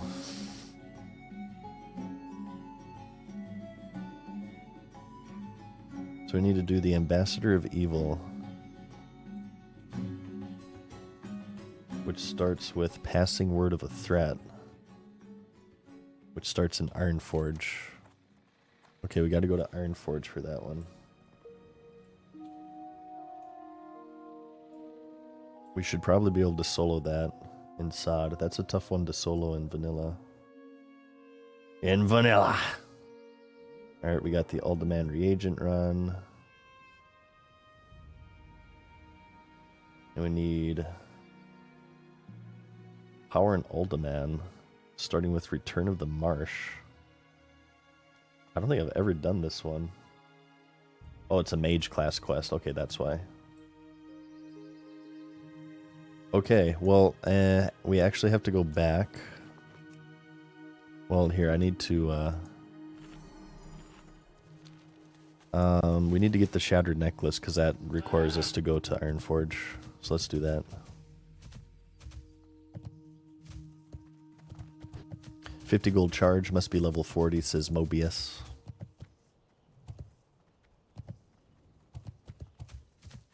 Tanner's Fearless STV have good prequests, or level 44 to 45. We'll see what we have room for. I wish they would increase the quest limit. Maybe this is one of the reasons why they don't, but... yeah, selfishly, I want them to develop the game around me. Supply crate. Oh, we can do this one too, since it's also in Badlands. This should be in the northeastern corner, I believe. Maybe we can do this too while we're here.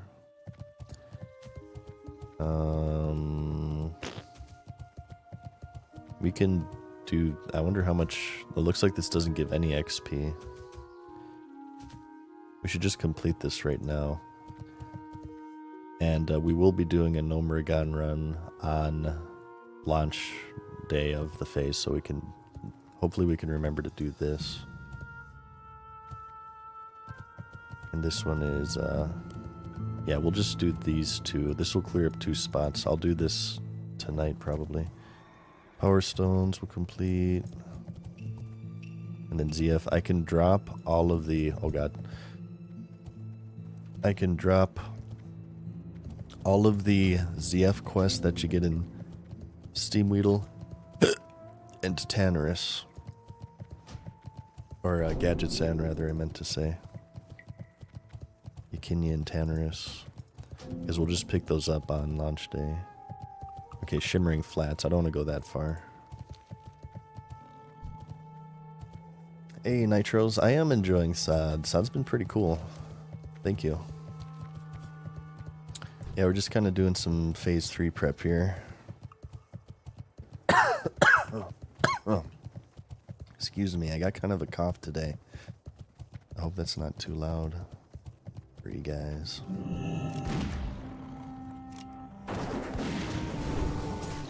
Now let's make more of an effort to stay stationary, I guess, since we have sniper training now.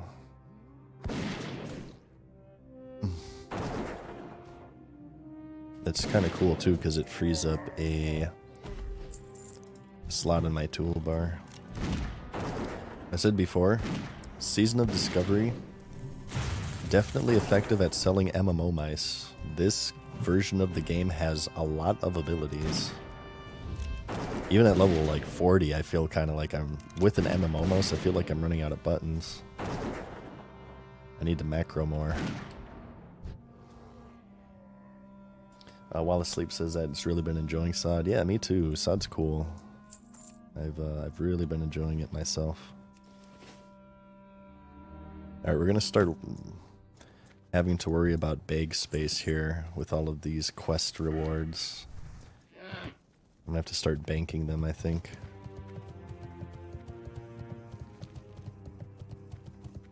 Favorite class for Phase 2? I've only really played Hunter, Asgard, so I can't really say much else. I played a little bit of Shaman. We're leveling Shaman just a tiny bit. But I've really only played Hunter.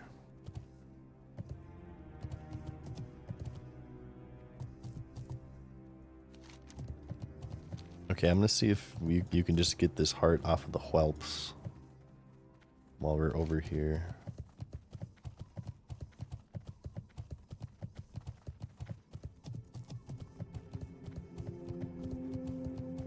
Okay.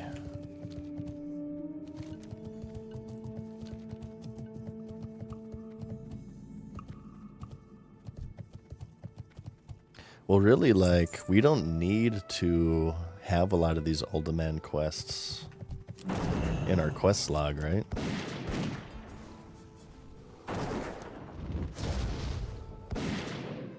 Well, this one I'd like to pre-complete. That one we're going to complete. That one's in the southern end. This is from...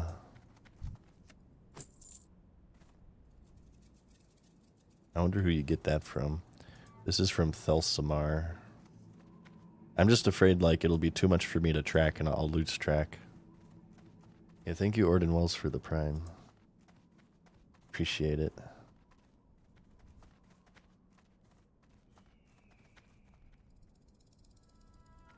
So reclaim treasures. One of these is from those dwarves outside of the instance. I don't know. I'll look it up once I have to actually drop it. I'm too lazy right now.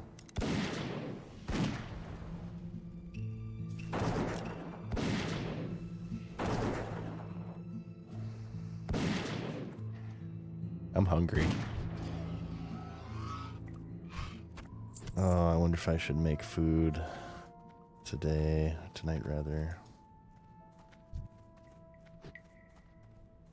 Grindrod, thank you, man.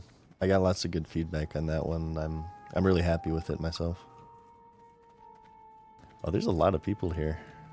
A lot of alliance. Are these guys all going for the black Drake heart like me? Looks like I'm not the only one thinking this.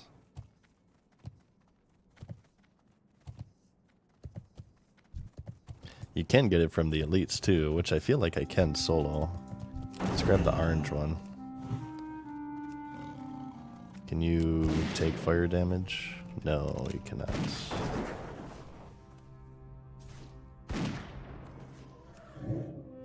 I have to click my cooldown because I don't have my MMO mouse, so don't make fun of me. I'll ban you.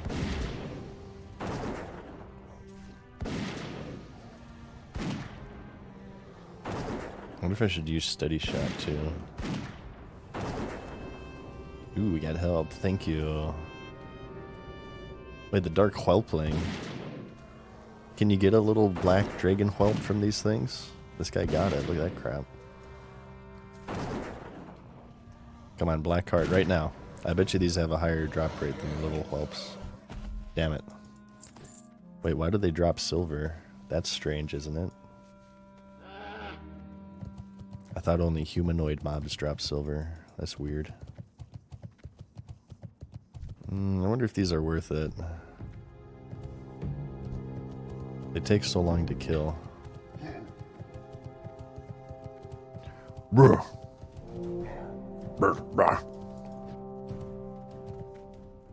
Turbo buff true shot aura. A lot of people have been mentioning that if I that guy has the super soaker. Damn it, I'm jealous.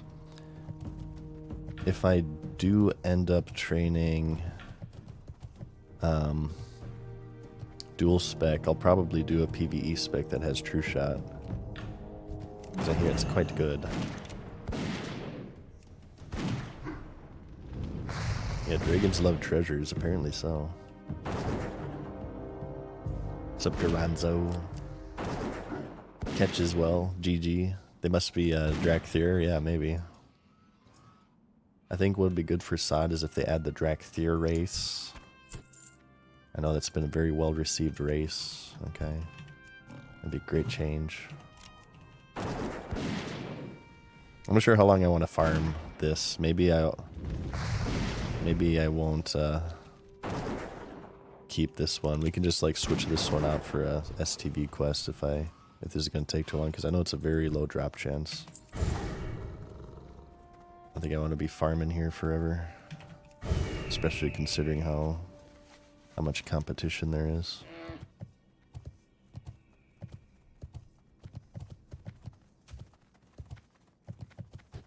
Yeah, let's say screw this quest. Which is a shame because it's an elite. I bet it would be a lot, but I'm just lazy right now. I don't feel like farming it. Okay, let's instead then... Oh, this guy's fake die. He's farming Broken Tooth.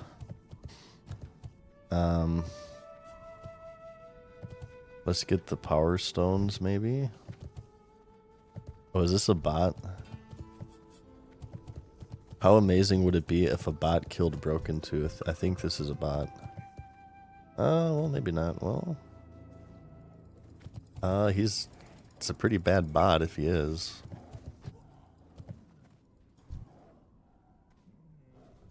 I don't think he's a bot. He has the blood for the blood Loa. Why would a bot be doing PvP? Yeah, that would be strange.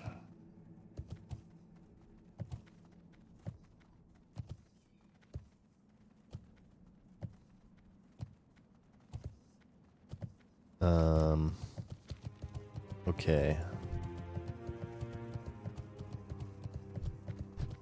Let us work on the power stones and the amulet, I guess. And we can grab the mushrooms and hold on to those.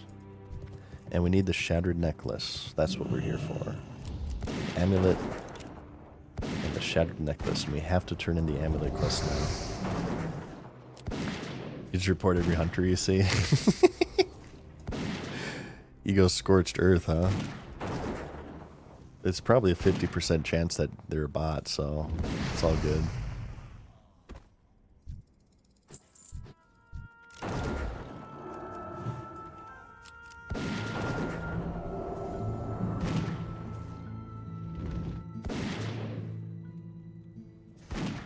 So, I wonder here. This says your shot abilities have a increased critical chance. Does this mean auto shot? Does auto shot count as a shot ability? Do you guys know? We got any parsers in chat here, or What's going on?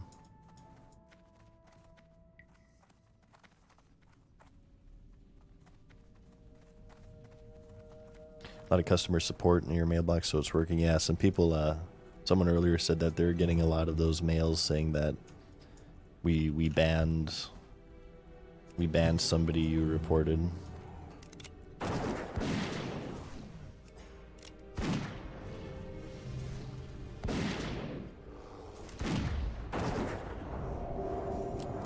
I actually like this Beastmaster more than Chimera Shot for solo questing.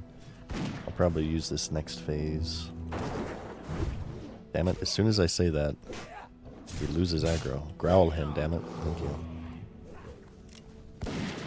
He didn't count auto shot in phase 1. It's his foot. I gotcha.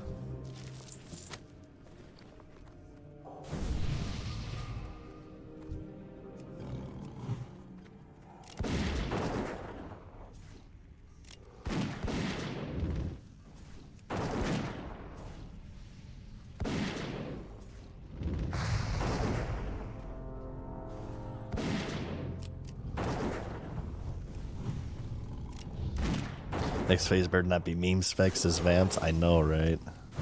Well, first improvement, they're actually giving hunters an effing gun from the STV event reward for next phase. They're not doing a new PvP event from what I understand. They're just changing the STV one.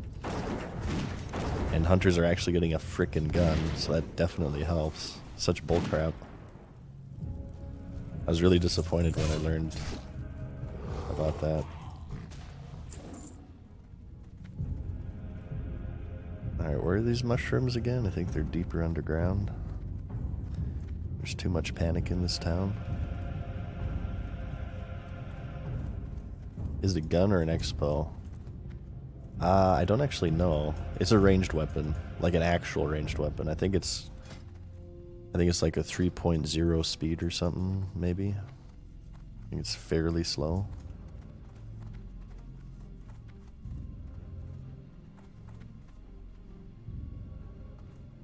We can,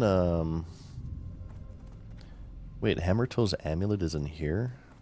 No, it's not. This is the Tablet of Ryune. Yeah, Questy's screwed up. They got this all mixed up here. It's the Tablet of Ryune, brah. Hammertoe's amulet is here, I thought. You guys remember when in hardcore mode we soloed this quest? You guys remember that crap? Yeah. That was under level 52 Hunter. You know, the one that died from a disconnect. It's quite amazing. Okay, unfortunately the Trogs don't drop the power stones.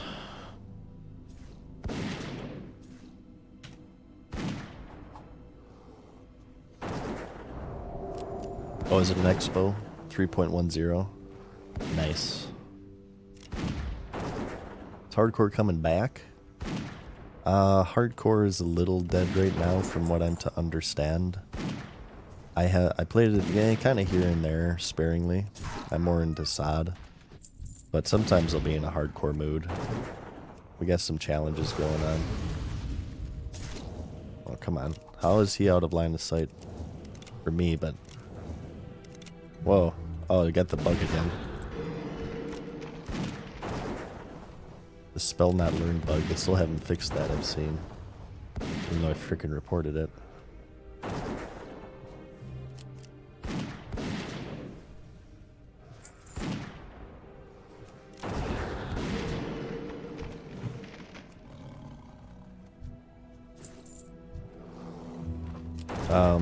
There are some people playing hardcore, but it's definitely not the most active. Ever since SOD came out, they kind of leached a lot of players from it. Pillager, I believe, is the place where you want to be, at least if you're Alliance. Oh shit. Oh my god, how did I do this? Okay, let's just pull off what I like to call... Oh, this guy has Hammertoe's amulet. Well, what's his... Oh shit. Why did I unfeign death? Ah, okay, run. Run away. I'm thinking of a different quest. There's a quest to get a little chest outside of here. Oh, you son of a... Stop that. I said stop it. I can do this crap. Actually, no, we can't. Let's just run. My kitty cat is dead again, and now we feign death. And now he goes on my teammate, who I'm trying not to kill, I swear.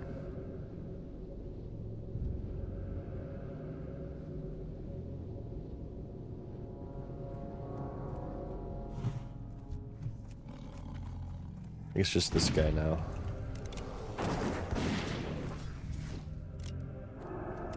Come on. Have they killed all the bosses in hardcore? Oh yeah, I think so. I think they killed, some guild killed Kel'Thuzad pretty near launch, in fact. Pretty quickly. Okay, so we turn in the amulet. Oh, the necklace, nice. Good, good, good. Okay. Do I need to turn this in? Let me see.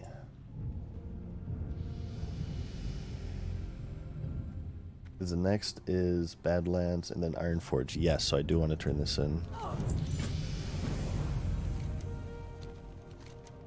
Okay, I'm gonna have to turn off Leatrix for this. The auto quest turn in, or else I'm gonna screw this up. Automatic quests. Prime sub if you can name the guy that saved you in hardcore. Byzag. B-Y-Z-A-G. Byzag. Not hello Zag. Not hi Zag. Byzag. I told you guys I was going to remember that crap. I still remember him. He was a human rouge. Blonde-haired rouge.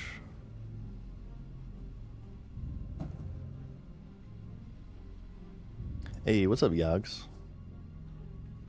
Your biggest passion besides WoW and making videos? I'll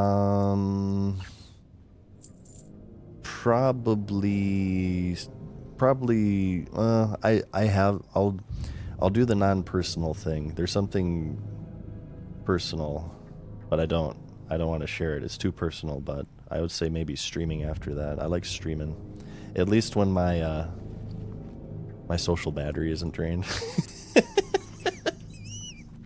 When my social battery isn't drained, I like streaming. Okay, I need power stones before I leave, and I need the magenta caps, right?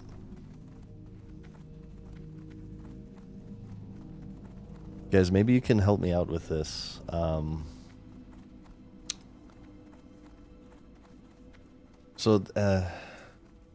do I have it? Oh, Crom Stout Arms Treasure. Okay, I do have it. Let's get this right now. Okay, it's down that way. I do have the quest. Never mind. I thought I was missing one. Icky Zombie, thank you, man. Prime for 5 months. Shoutouts to you.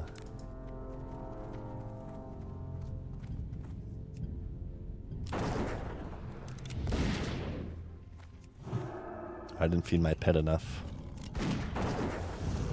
I'm a bad person. A lot of people pre-questing here. Sounds pretty. I mean, I am on Crusader Strike, which is, you know, the most populated, I believe. So keep that in mind. But yeah, things are popping off on Crusader Strike.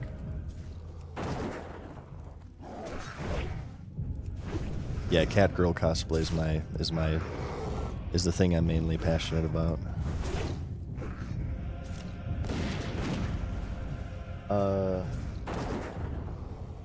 Columton as well. Thank you, man. Thanks for watching that video. I'm really proud of it. I appreciate you. Appreciate the feedback there. I got a lot of good feedback on that one, so yeah, I appreciate that. Thank you. Painting? I haven't done much painting recently. I still want to learn how to paint more so I can like do that on YouTube. I've had an idea of doing the monotone joy of painting, where I take like good nature scene screenshots in WoW, and then I try to recreate that through oil painting and then providing monotone commentary like Bob Ross. But right now, I feel like I cannot loot this thing. It's up on this stupid ledge. Damn it. My skills aren't quite there yet. I want to become better. Not to be like Bob Ross level, but to be past, you know, like second grader level. Damn it. Alright, giving up.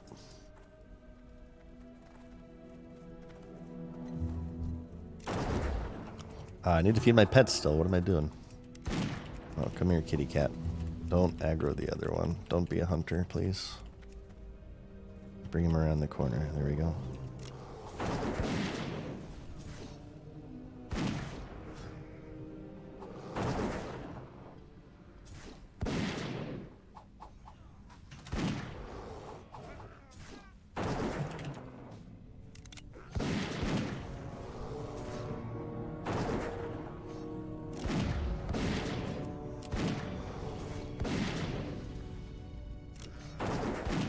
Be an awesome series. It would. I want to take like actual classes though. I'm all self-taught right now. I need to take actual classes, I feel, to improve further. I've kind of hit a brick wall. I have trouble like just making mush. Like I try to make clouds and I listen to Bob Ross's instructions. Oh, he has like a magic paintbrush or something. Something weird's going on.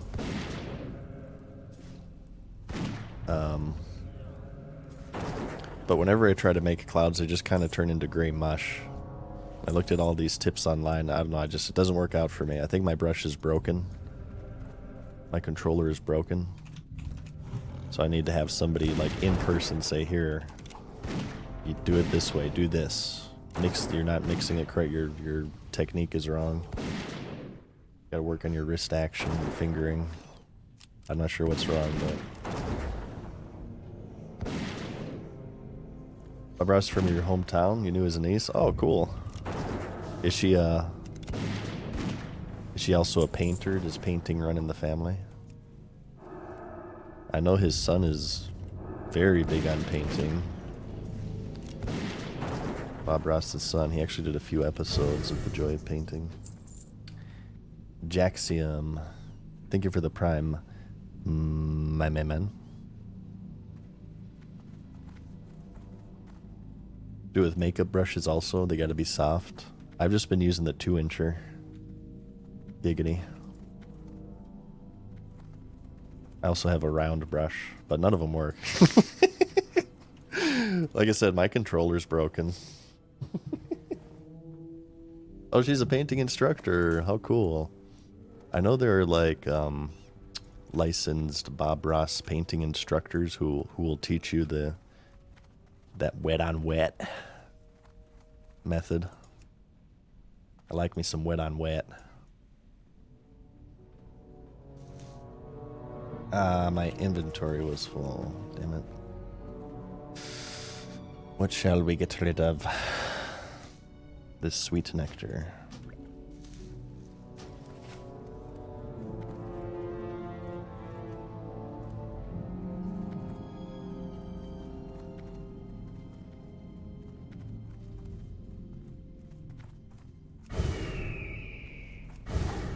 I'm just gonna run past these and feign death. I'm tired of fighting trogs. Oh, how did you hit me? Oh, get the mushroom. Go, go, go. This is kind of strange. An item that, the only item in the game that visually represents what you're gonna get. So 2 mushrooms. Watch, I'm gonna get 2. Damn it. Never mind. Don't listen to me, I guess. I swear that was a thing. So those come in different models, 1, 2, and 3. And I felt like, depending on which model you get, that's the amount of mushrooms you get. But apparently that's just not true at all, and you guys shouldn't listen to me. Never mind. I swear I made 600 videos about this game. You know, I wonder, are these mushrooms inside the instance?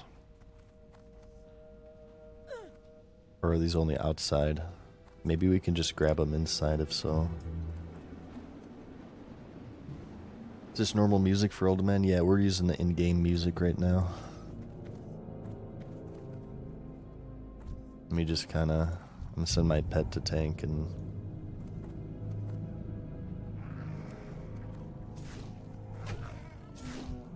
see if there are any shrooms here.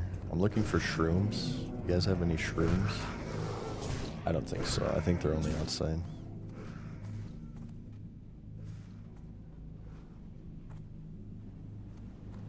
Ah, of course, my pet died at the last possible second. What are you doing, Quirrell?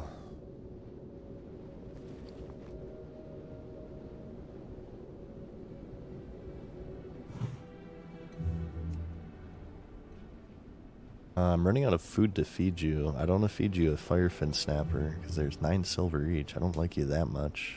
Here, tiger meat. I saw a tiger. Now I understand. I saw a tiger, and the tiger saw a man. Aniki, what's up? How's it going?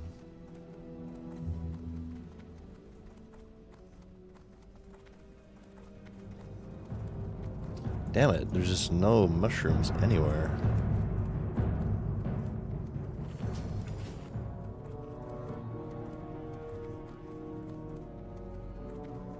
The greatest thing to come out of COVID was probably Tiger King, honestly.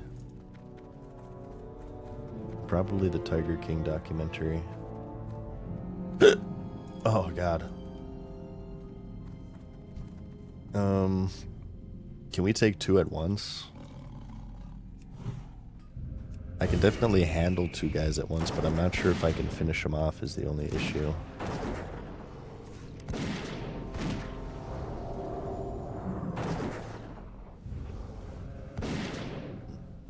Work from home, yeah, actually true. Working from home became the meta from that. From COVID, I guess.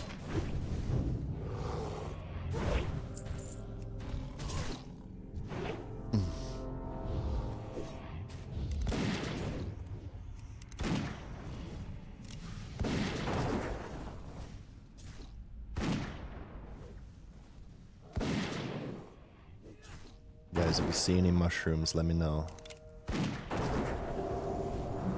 Wow, this drop rate on this quest sucks.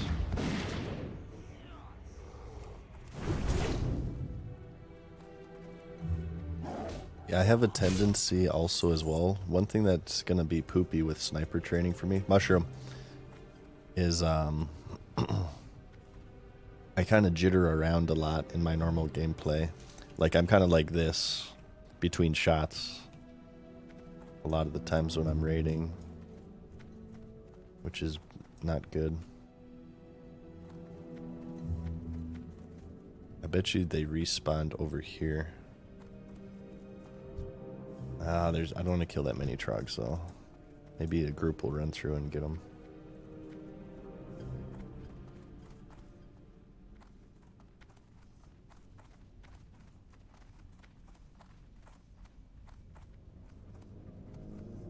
Need to shroom, damn it. So I'm missing the urn. Is that after turning in the amulet, maybe? I wonder if I should do that right now, in fact. So I can pick all these up, because there's no way that I'm going to be able to do this on launch day with how many people are there. Are going to be there, rather.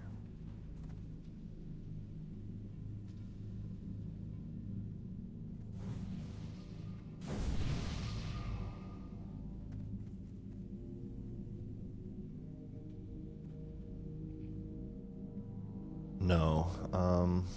Where is this? The carved stone urn.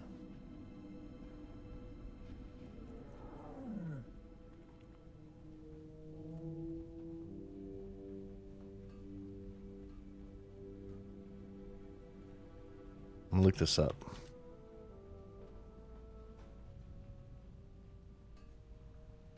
Agmon's Fate. We need 4 of them. This is, I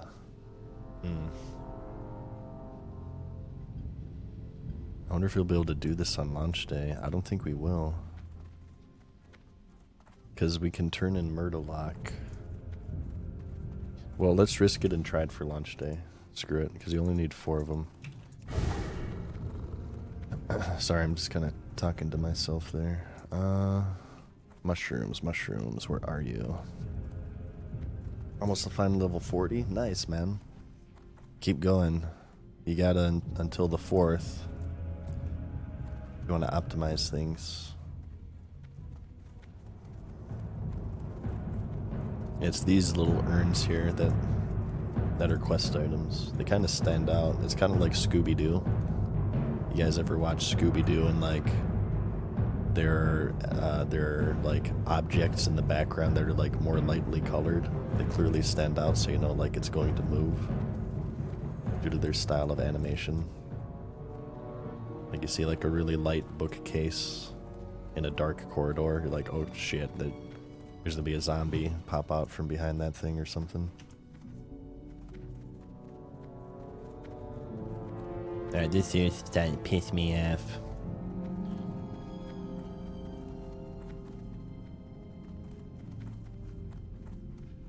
I wonder if all these guys are looking for shrooms right now. Will there ever be a game as impactful as WoW ever again? I don't know. Do you guys think that there has actually been a game as impactful as WoW? So if you go just by numbers, you could say games like Minecraft, games like Fortnite, or maybe H1Z1 if you want to give H1Z1 the title of the first battle royale, even though Fortnite was the first, and PUBG were the first really popular ones. I give it to WoW though, because WoW launched in 2004, which was still there during the birth of social media. I think that the fact that WoW was like, in my opinion, one of the first massively multiplayer games that was played so broadly, and the fact that it was social media, it had more, it took more of a part and had more of an effect on like the social aspect of gaming, which I feel is that you'll never see again, right? Social media type of games, or like massively populated games that belong to WoW, and I think because of that has made it like the most unique, I would say. Like Minecraft and Fortnite or something, or PUBG, whatever, mainly became popular for gameplay elements, but I feel like WoW became largely popular because it was like one of the earlier forms of social media. I guess we can kill the ones outside now for a while. I think we're gonna be back here. We gotta turn in one of these. Turn in the Prospect of Faith, because we gotta have faith.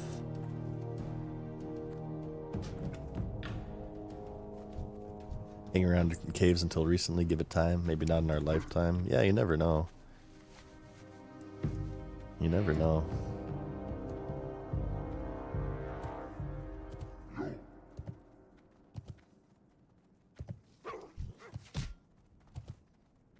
I want to turn this in first. The amulet.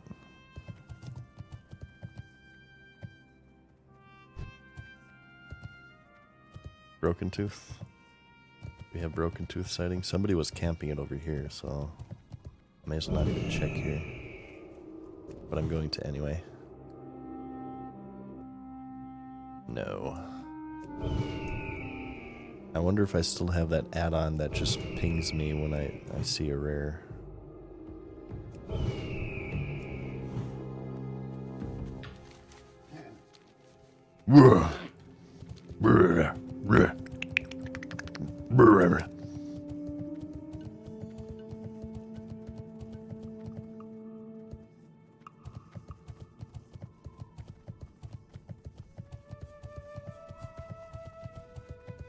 think I want to take a break for some fish in here soon, too.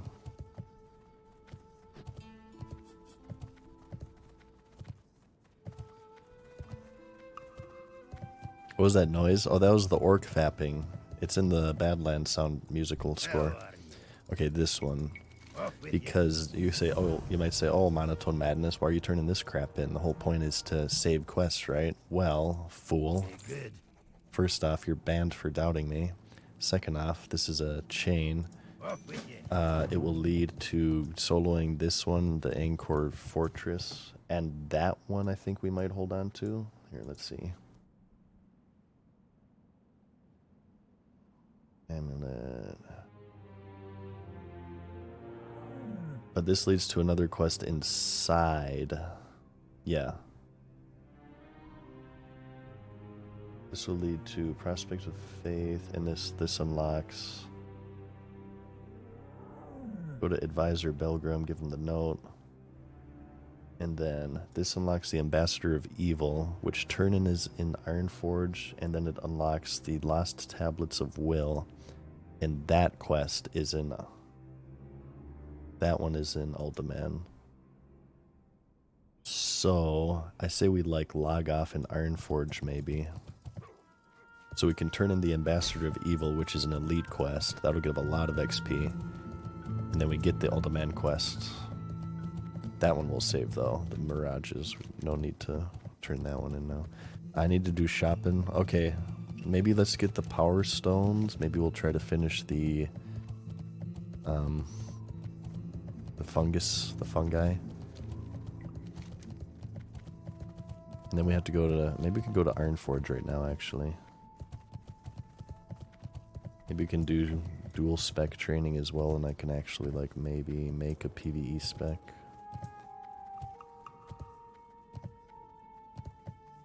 Wish they just distinguished Badlands for the Barons more, but not giving it the same soundtrack. Everybody says it's Barons music. However, I think you probably give that title to the first zone that played it. This music is actually heard first in Durotar. I think it's Durotar music. How disrespectful, right? How disrespectful to Durotar to call it Barons music. But then again, it's Horde, so you guys never made sense anyway. Alright. You guys probably called Dead Minds VC or something. Bunch of Zugs. Is dual spec training still bugged? Oh, was it bugged? What happened with dual spec training? What was the bug? What do we get rid of here?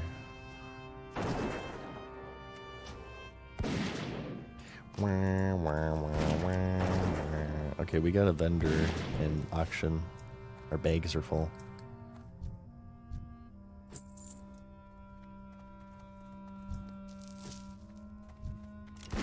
I guess nobody knows about this little ridge. Everybody's down there farming them, but all of the ridge boys are up.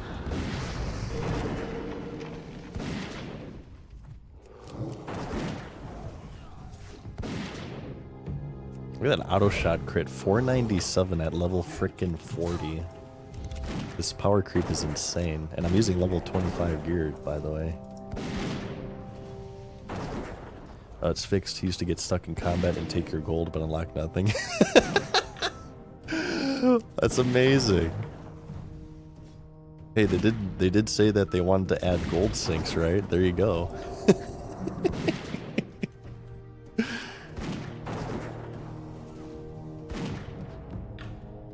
That's my favorite gold sink, getting scammed by an NPC.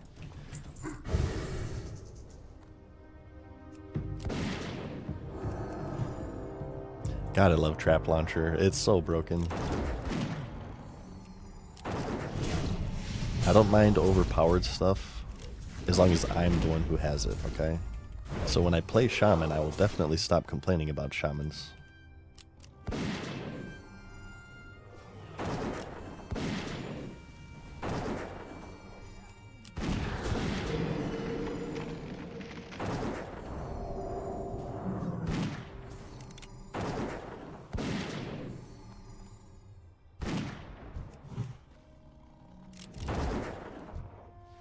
Oh, I can't loot the hardened leather helmet. My inventory is just too full right now. Ooh, heart hurts. Oh god, heart attack. Oh, I'm running out of ammo too. Okay. Yep, Iron Forge time. Maybe, yeah, we'll just kill this mob and head back.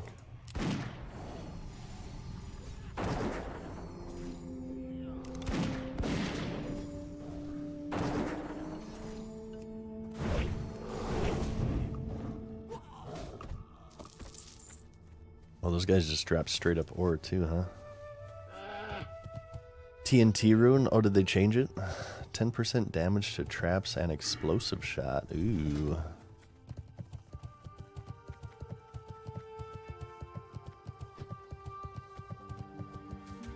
Oh, I guess I don't have it. Damn it. Oh, that's another thing we can do. We can do rune hunting too. As you can see, I only have 13 of 24. Maybe they changed, maybe they buffed some of the ones I didn't care about and they're worth getting now. Yeah, we can totally do that. We're in no shortage of things to do. Excuse me. Season of Mastery fun? I assume you mean Discovery. I didn't play Mastery, but I like Discovery quite a bit. Discovery is super fun. Oh, God. These hiccups are fun. I love hiccuping directly into your guys' ears. It's my favorite.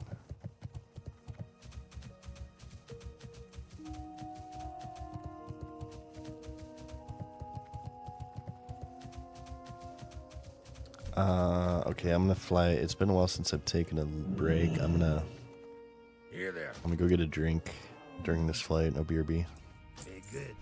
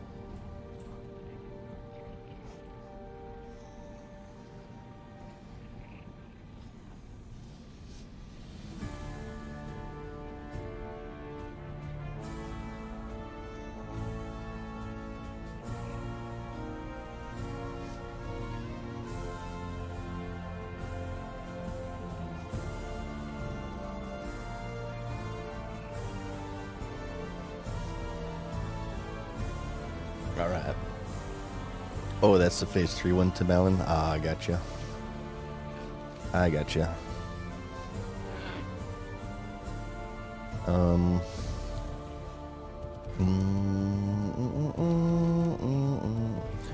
Wait, Shattered Necklace. Since I'm gonna be turning stuff into Iron Forge anyway. Shattered Necklace.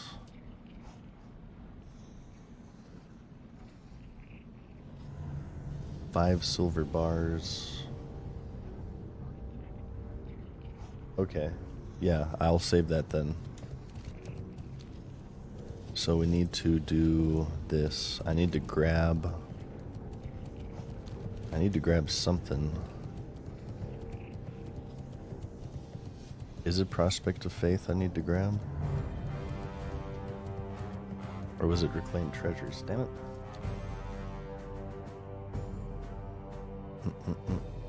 Reclaimed Treasures. No, that's just a one and done. Okay, so we won't turn that one in. We need to turn in this bad boy, the Prospect of Faith.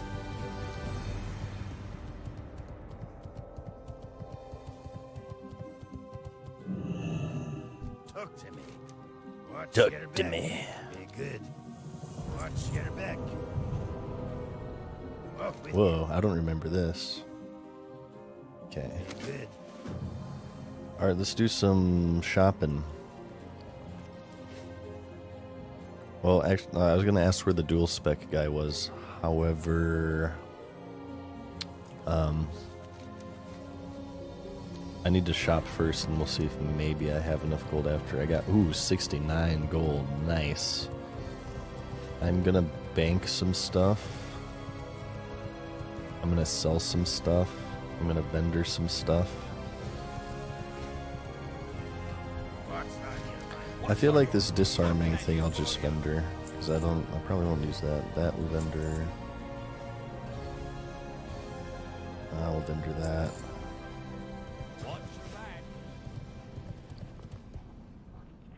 I need ammo.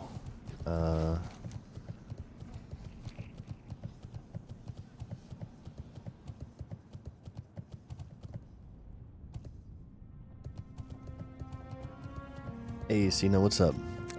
Twitch and YouTube, are the main ways that I support myself. It started off as a side thing for fun, and I think it was Classic Launch. Around Classic Launch is when I made the transition, I think. It's hard to remember. That's when I was, the channel became big enough to where I was able to do that. Safe travels. What's up, Oryx? How's it going?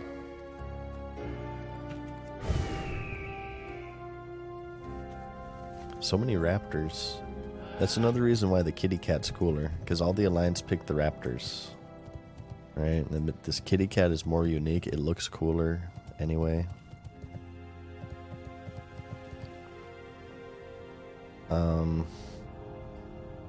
Wow, these are going for 90 silver each. We'll sell one. Okay, we need to auction, though. Let's auction a bunch of crap and buy a bunch of crap.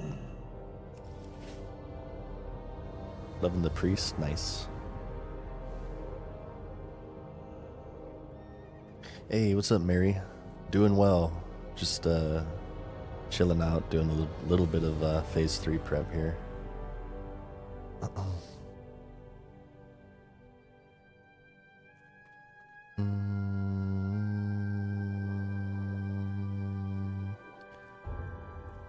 Hey, thanks, Vandalin. Yeah, I think so too. I mean, I like SOD so far, but I wonder if we'll just kind of like go through that over and over again. We'll just kind of repeat the cycle infinitely. It's kind of like a Twilight Zone episode. Yeah, I'll save I think it's 4 buzzard wings trimmer.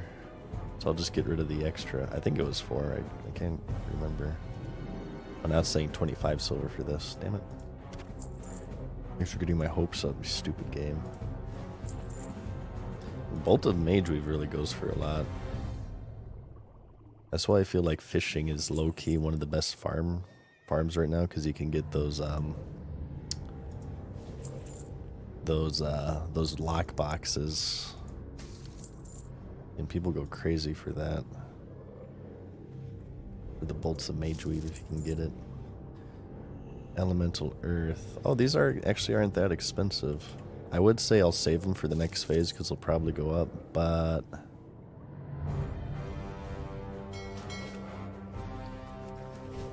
I need the bag space. Okay, this. I'll just vendor that. Get this out. This. Buzzard wings we keep. Heavy leather. Get it out of my bags.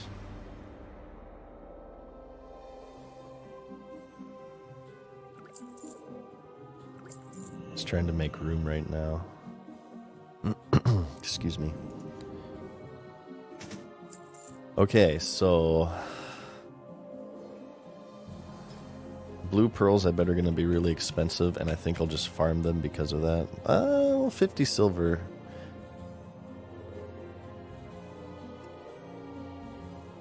$50 silver. You need 9, right? For the quest. I guess we'll buy one extra. Then I don't have to go in the water. Whatever. Okay, so I'm going to look up. So the first one is, where is it? Badlands. Do I have the quest already? Yeah, okay, so Frost Oil. I'm going to abandon it for now, because we'll just pick it up later. Coolant heads prevail. So it's Frost Oil. Oh, this is so expensive. Why? Oh, actually, it's getting cheaper. Wow, people are making bank off this. Oh, God. Okay. Then gyrochronatum, right? Gyrochronat. I'm an engineer, so I can make this instead of paying out the ass, but I'm lazy and I value my time more. We need a healing potion.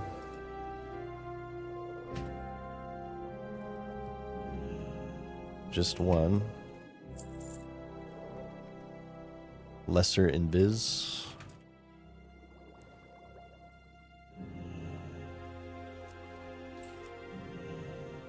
Okay. Just one of those.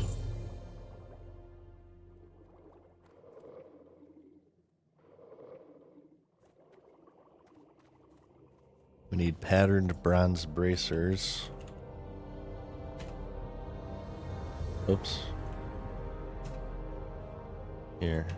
These ones. Damn it, the gold. Okay. Alright, and that's it for that. So we got pearls. We got buzzard wings.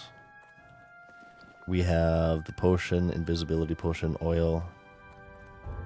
Bracers. Gyrochronatum. I believe that's it.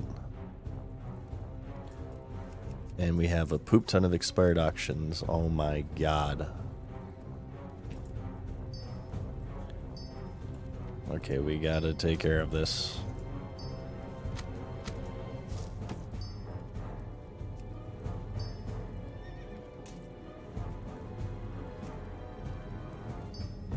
Okay. Bread vendor, where? Where is she? She patrols around here. I've lost her in the crowd. Wait, this is a new NPC, isn't it? Oh, this is, okay. The STV guy. Wait, what? What'd that say? Wednesday and Saturday? What can I do for you? Every Wednesday and Sunday. Oh, that's right. They moved it to twice per week. Moonsteel Broadsword for the Theramore quests. I do not. I'm not sure if I'll be going to Theramore, though. Well, we're going to be dropping off the tiara to Tabitha, so I suppose we could do that.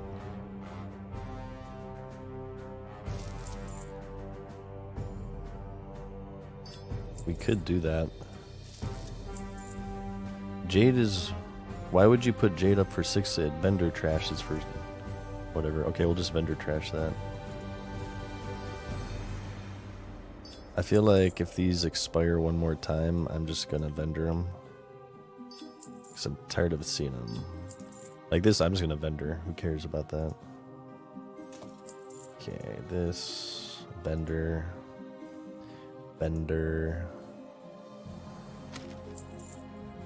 Let's get rid of this.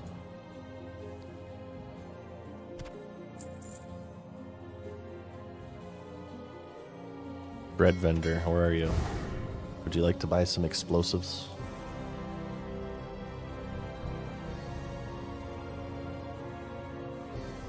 Maybe she doesn't patrol around here. I swear there's like a bread vendor, a female dwarf. Oh, there she is. Let's mark you. She's the most convenient vendor in Ironforge. Okay, that.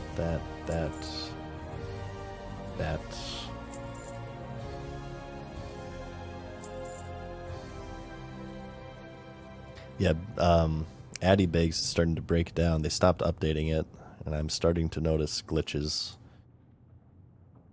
I get rid of that too. See you soon. Oh, you can sell to the Azeroth Commerce Lady. Ooh, actually true. New meta for SOD.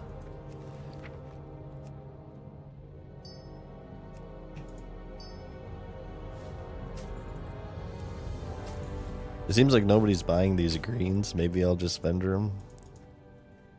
Ooh, sold auctions. Hell yeah. Oh, we sold something for 5 gold. Nice.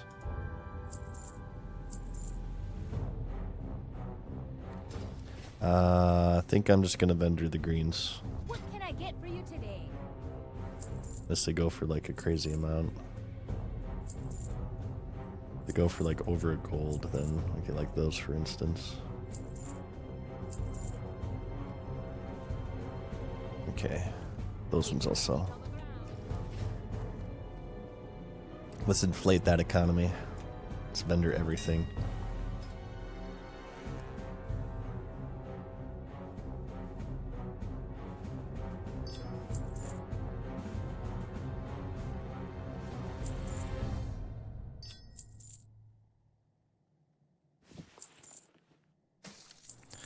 Okay. These. Rum. That. Okay. Oh, the shield. And I'm gonna bank this melee weapon. Maybe I feel bad vendoring this. But I don't know if I'm gonna use it. I'll bank it, whatever. I should use this too, the World Warper. I want to see where it takes me. Talk to me. Once I'm done with Eastern Kingdoms content, I'll use that and hope it takes me to Kalimdor.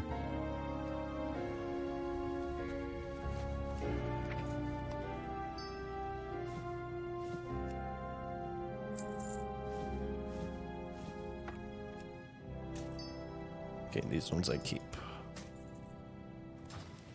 Okay.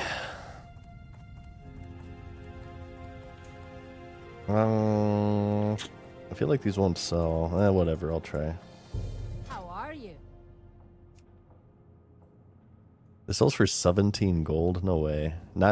This won't, no. I'm gonna vendor it because it's not gonna sell this close to the phase ending.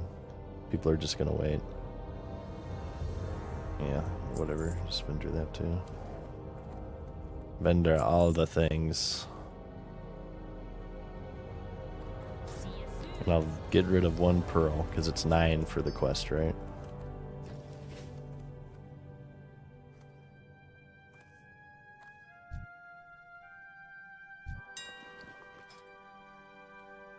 Calling someone in Arse in Battlegrounds bannable. They have the new social. People are getting banned for pretty tame trash talk. I think people are getting banned for calling somebody an idiot.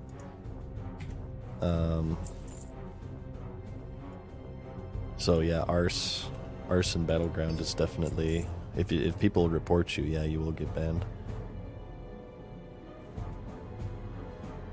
Is the new social contract that they put in after the harassment lawsuit to compensate for toxicity. I mean, that's pretty much why it was, right? That whole thing came after the lawsuit, so. Then they started like changing pictures of women into fruit. That's how I show my respect for women. I change pictures of women into fruit. Makes a lot of sense.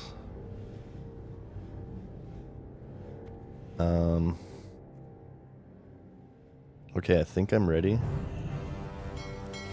Wait, Moonsteel Broadsword? How much is this? Moonsteel. Oh, it's... yeah, you're killing me.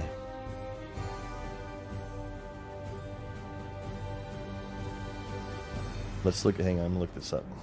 Moonsteel. I've got balls of steel.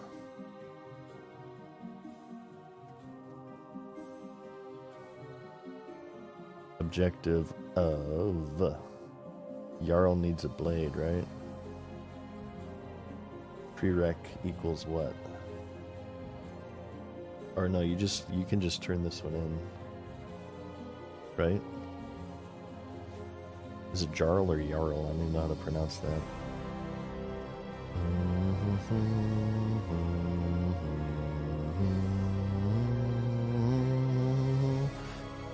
We'll do it.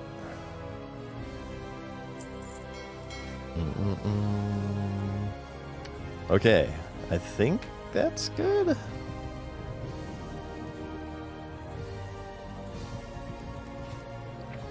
Okay, get off the surf, get off vent, or I'll have you bent.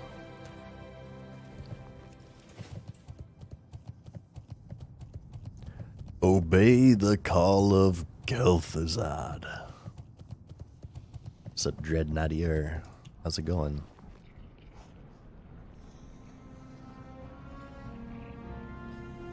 Okay, back to Badlands. I swear I'm gonna forget something as soon as I hit this flight path, and I'm gonna be pissed off.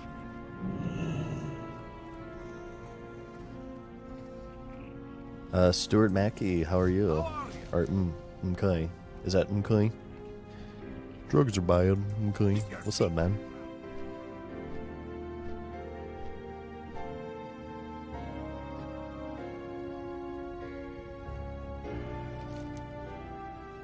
Trivia time. No prize for this one, just random trivia. In the Ventrilo harassment video with Peggy and the angry woman who told everybody to get off vent or she'll have you bent, what game were they playing? I've got balls of steel. It's time to kick ass and chew bubble gum. And I'm all out of gum. What game were they playing? What'd you forget? I don't know. Probably something. My brain. I usually forget my brain. Where's my phone? WoW? Incorrect. Good guess, though. Duke Nukem? Incorrect. Good guess, though. EverQuest? Incorrect. Good guess, though.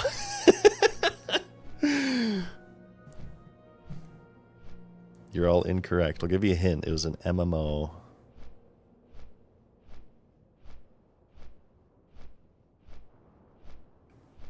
DAOC. Incorrect. Good guess, though. You're all wrong. You all get F-. It was Lord of the Rings Online. At one point, one of the guys says, "Did you guys log into Latro today or something?"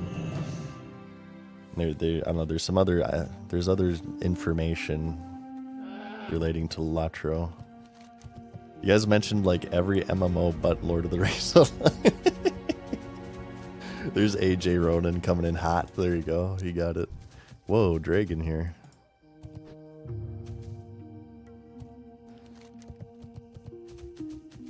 No gold stars for you guys. No one played that game. Latro had huge potential to take the crown from WoW. WoW was inspired in a lot of ways by Latro, for sure. It just, it unfortunately lacked the polish that the good old WW had. The combat in Latro felt poopy to me. But I mean, yeah, I mean, obviously, one of the biggest nerd culture icons in history, releasing in a nerdy genre that was, you know, seeing unseen levels of popularity. It was a match made in heaven, but I don't know. They just they couldn't get the formula right. It just didn't feel good. Still play it, says Ronan. Pretty good community, it has a good community. It is still running. Do they just release expansions for that? I know EverQuest is up to like 1 million expansions. It's crazy. I should make a Latro video. That'd be a cool video on YouTube. Like a Latro documentary. I know a little bit about it, but not much. I want to make a Warhammer online video for sure.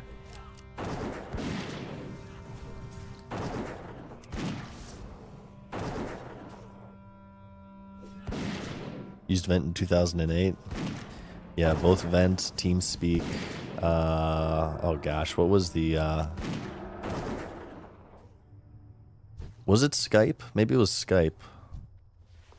Vent, TeamSpeak, and Skype all claimed by wait, I bet people still Skype. All claimed by Discord. Discord killed a lot of the VoIP programs. Everybody uses Discord now. It's so much better. Plus it feeds all of your information to China. Mumble. Maybe that's what I was thinking of. Eelroll. It's probably Mumble. AIM. AOL Instant Messenger. MSN Instant Messenger. All of these are dead now. I feel like, honestly, a lot of the reasons why the community of WoW is much more solo / antisocial. I think a lot of it is Discord. It was much more of a hassle back then to like talk with other people, to join communities, to be on voice with other, like you had to, somebody, not each individual user, but somebody had to pay money to host a server in Ventrilo and TeamSpeak and stuff. Dual monitors weren't as much of a thing back then. Yeah, I feel like a lot of the more antisocial nature of the community, and WoW, like less active forums, for instance, that's a big part of it. Forums used to be a big part of the community. Like seeing a frequent poster on the forums was kind of an interesting thing. I feel like Discord has also had a negative effect on that too.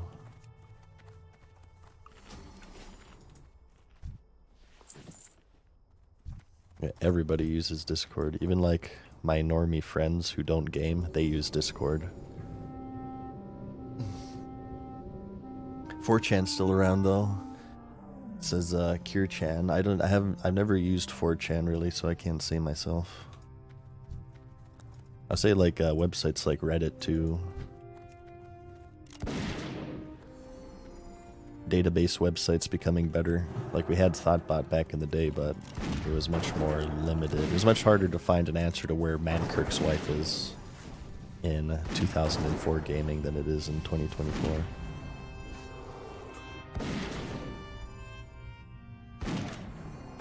Just I mean part of the reason, there are many reasons why, you know, WoW will never truly be the same.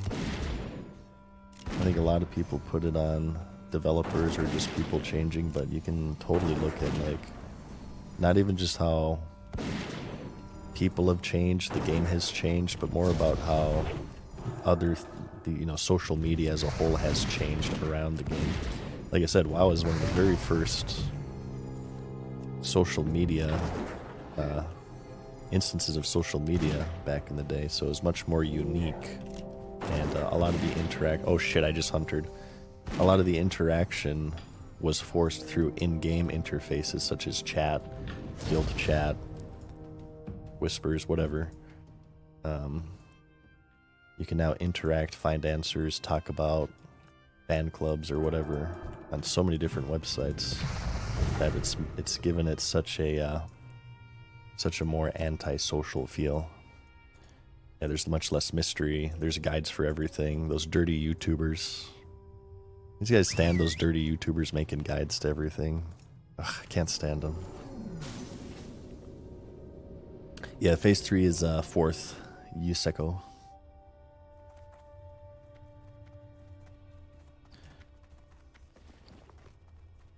The 4th for phase 3.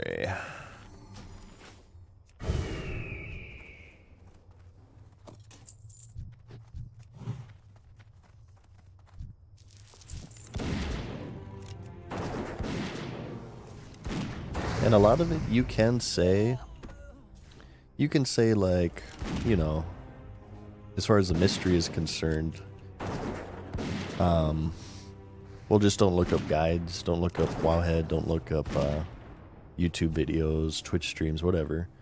But people make the mistake, I feel, of thinking that mystery is something that's tied to the individual. No, as shown with like a lot of these secrets and stuff that these developers are releasing, like Hive Mind, Riddler's Mind Worm, and like the runes and stuff, hunting down the runes in Season of Discovery. I think that shows better than anything else that this aura of mystery is a community-wide thing. So choosing to blind yourself and only yourself to like Wowhead YouTube videos, it certainly does have, it gives you a more mysterious effect, but the fact that people around you are searching all of this stuff, and as far as like DPS and stuff is concerned, how much you're disadvantaging yourself by not looking it up. You can't look at it as an individual level. Yeah, it's a multiplayer game, right? At the end of the day, it's multiplayer.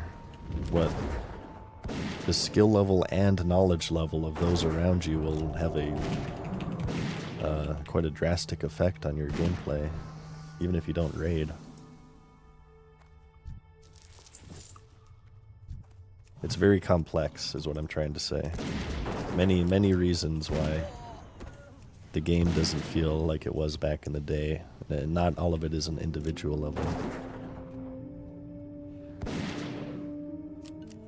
I talked about this actually in, if you guys want a more formatted way of this discussion, I talked about this, I chalk all of this up to MMO magic. The magic of MMOs, the mystery, the excitement, the undiscovered. I think it's called Why MMOs Are Stagnant or something. On my YouTube channel. Or at least they're much more stagnant today as they are back in the day when social media was on the rise. I hate how these stupid mobs go down on that cliff to where like I can't loot them if I kill them, so I have to like do this annoying kiting. Hey, what's up, WeFN? QE says you can't go hermit mode and discover everything on your own. Yeah, I mean like these runes, for instance. Okay, I just want to go throughout the game by having 3 of 24 runes collected, because to get some of these runes, the early ones are pretty obvious, right? In the starter zones, I think most people can find them, but I mean, like, who's gonna figure out the Grisby runes by themselves? What percentage of the population? The developers definitely do, and I think rightfully so. I'm not going to say that this is something bad that they're doing. They do kind of develop the game around the fact that people are just gonna look things up because everybody does, right? They have to make things like more cryptic than they would otherwise if it was like a game made in 2004, because there's so much information out there. Like doing these runes back in 2004, I think it still would have been possible. People would have been able to figure it out and share them, but it would have been harder.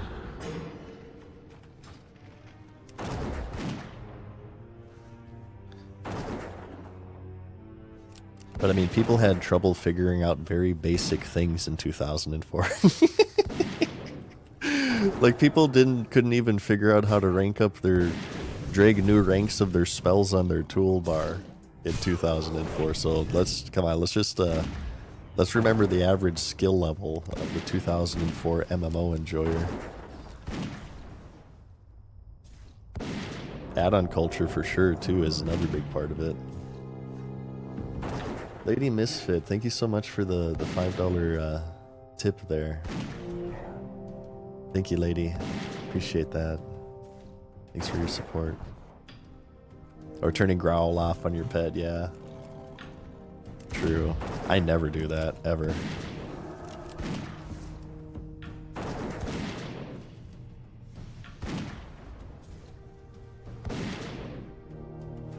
Oh yeah, data mining too. Yeah, you guys mentioned data mining. Absolutely, data mining is another pretty big difference. I'm not sure if data mining existed in vanilla, like data mining websites. I feel like if they existed, people definitely looked at them less. Patches were much more mysterious back in, you know, original vanilla run than they are today. I think I started looking at data mining websites such as MMO Champion around maybe BC/Wrath era. I don't really remember looking at that in vanilla personally, but I don't know if that's just me. John says that data mining tools weren't there at first. I can't remember personally. I'll leave that one to you guys.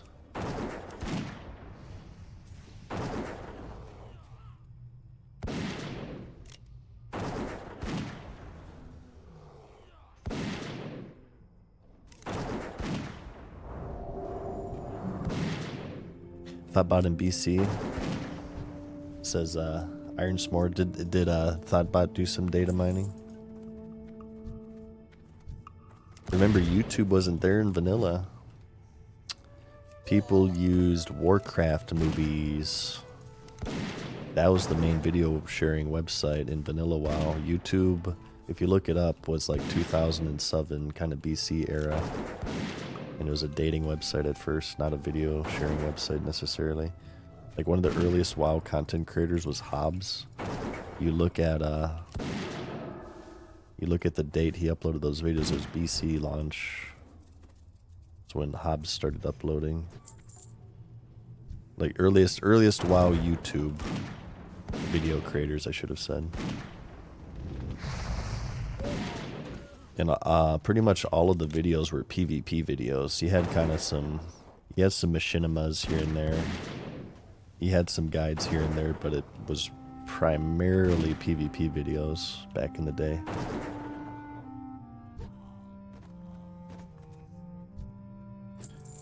Wow, the drop rate on this quest is terrible.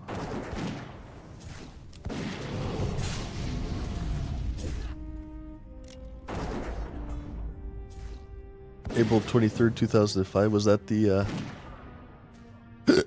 excuse me. Was that the first YouTube video? Me at the zoo? Yeah, it was, Jawed, right?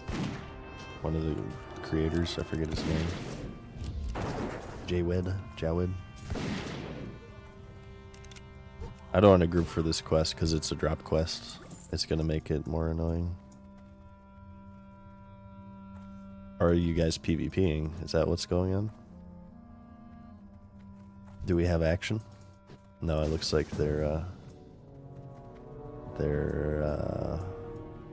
friendly, maybe? No, I don't want to join a group. No group for me. No, thank you. I just want to get my mushrooms and get out. Get my power stones and then get out. Remember Nim? Yep. He was one of the earliest machinima creators, right?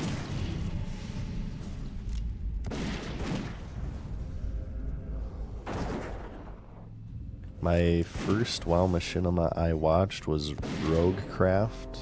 That counts as a machinima, right? It was kind of like a hybrid PvP video / machinima.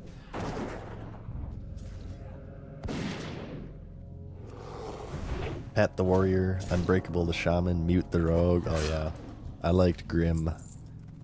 I think Mute might have been on my server. Was Mute on Khadgar, or is that a phantom memory?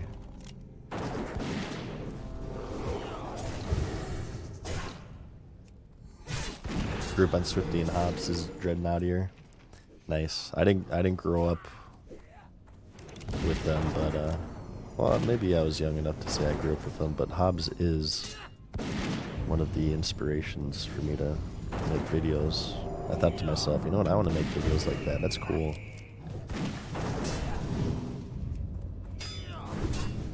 Hey guys, Hobbs here, back with the Hobbs way of pulling. We're here in SM Cath, and just gonna get some people some few levels here. How this works is I kill everything in one pull, and I get all the great loot, and they get all the great experience.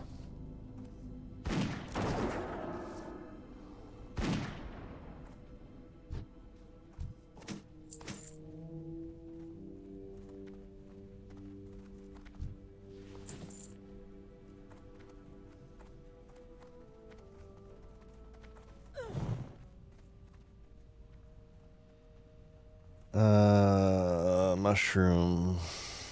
Betcher, mushroom. Betcher,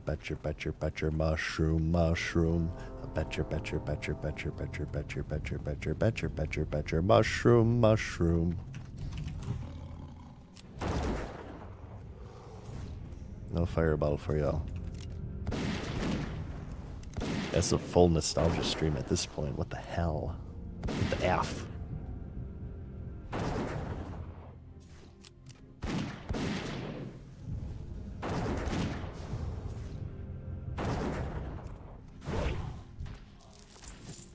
Okay, one more. We need the Dendrilium. So really we're at 3 of 8 right now. Damn it. Oh no. Oh, we don't need you guys. No Deep Shadow for me.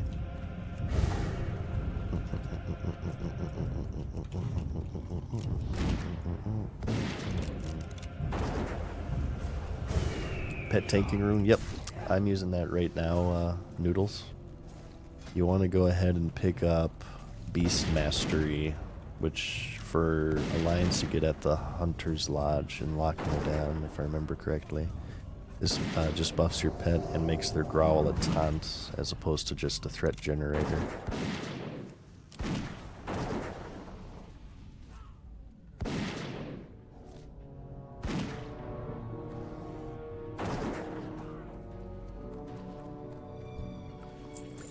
I do good impressions, you say? Welcome. What are you buying? What are you selling? Thank you. We're going to do some RE4. The only thing I was disappointed in the RE4 remake, the Merchant's voice. No hate on the voice actor, but they should have used the original Merchant's voice. It's pretty iconic.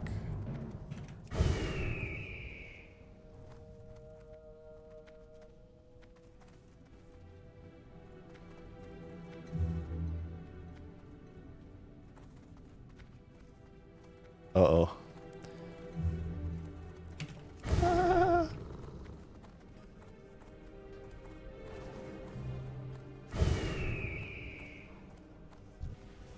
Oh god. We're gonna go ahead and advance in the other direction. Oh, I'm stuck. Are you kidding me? You can't get past that little part? Oh, I died. Shoot. Oh, damn it. I tried to fake die. Son of a bee. Poop. Some developer knew that in 2024, you know what, there's going to be a monotone streamer. He's going to try to jump through the little crack to get tied to safety. Let's make it so you just can't barely fit in the little crack. That's what they did. Kevin Jordan. I'm watching you. Alright. I know what you're up to. First you make shamans, then you make that little impassable crack. Son of a bitch. I like hunter noodles. Hunter's my favorite. I played it like every class to 25. I haven't, the only one I got into 40 is the hunter. But yeah, I like hunter. It's pretty aight.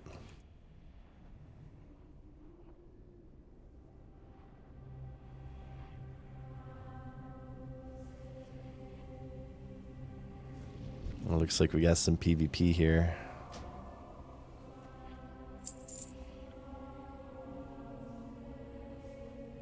We got some PvP action.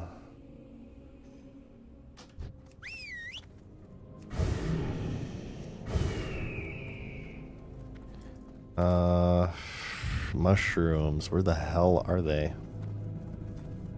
Reezy, thank you for the prime, man. Appreciate that.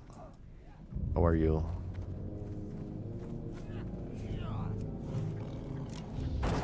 I will help you.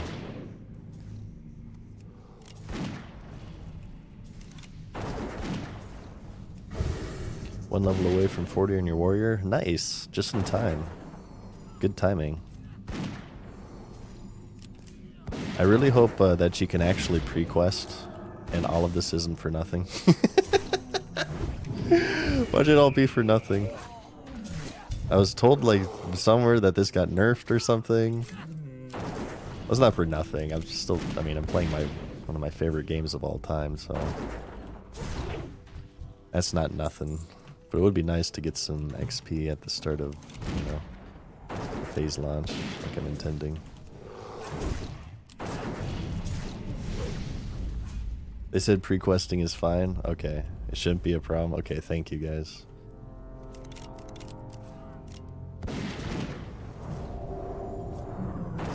It's just the repeatable quests. Yeah, I know that they're nerfing the water pouches and the control necklaces.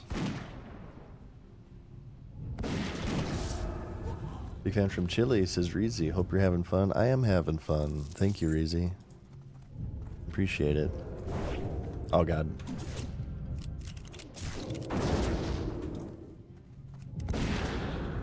Let's go over here.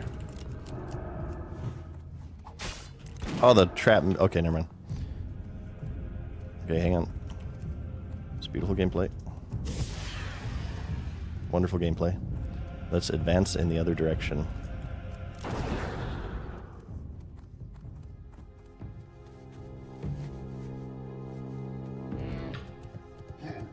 I think I said so. I saw something over here that I want to get real quick. Yeah, I wanted to go over here right now. I'm getting tired of this right now. I think actually this is a good opportunity to run away like a little bitch, and we'll just finish that tomorrow.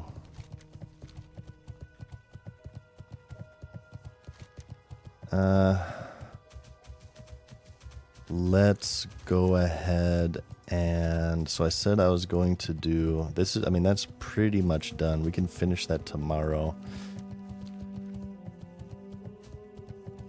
These we all have to turn in, and then we have a bunch of reagent quests. Oh, is Darkmoon Fair in town? No, okay, it starts in 5 days. So I was thinking STV as well, and Tannerus we could do.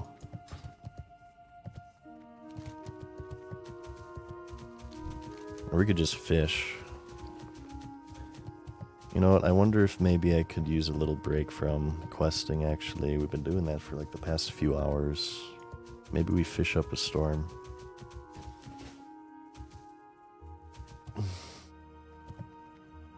Pre-questing greens, though. I guess I got a couple of greeners in here. Mostly yellows right now. I haven't been doing oranges. My main strategy right now is to do. What's on your mind? Be good. So we're gonna do an all demand run on launch. So I got a few Badlands quests since we're gonna be in that zone anyway, and we have like all the Mats quests ready. So we don't actually have to have the quests in our in our quest log. Because obviously they're not actual quest items. So we're going to turn all of those in, do an all-demand run, turn all of those in. I think I also wanted to head on over to Tannerus and get a bunch of these ready to turn in. And then we're also going to do a ZF run at some point. And do all the ZF quests, turn all those in. And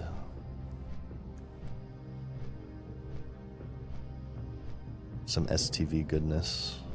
I was thinking of getting all the green pages of Stranglethorn based off of Montana's suggestion from earlier. And then maybe doing the game hunters all the way up to the final one, the elites, the Tethys, Begthera, and Sindal. And then maybe some quests in Booty Bay if I have room, but I think I'll be pretty full at that point. Yeah, it'll be 15 phase 3, John. You get your mallet? Nah, I don't think I'll get the mallet. I'm too lazy for that. Full Alderun with quest should get about a level and a half. Yeah, I mean, especially with that 50% XP buff, be pretty good, I think. What's up, Parker? How's it going?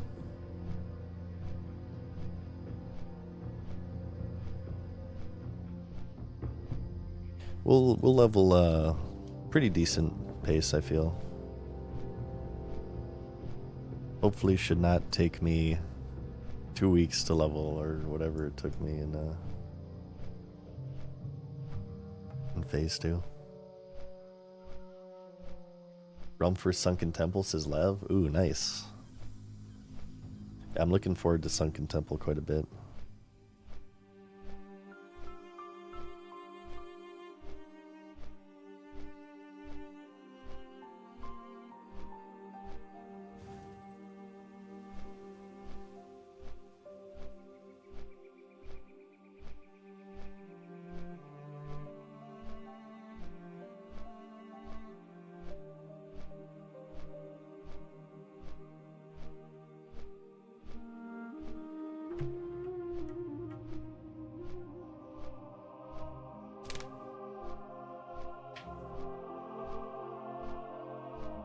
Bappin says, only sad that there won't be both dungeon and raid version of ST.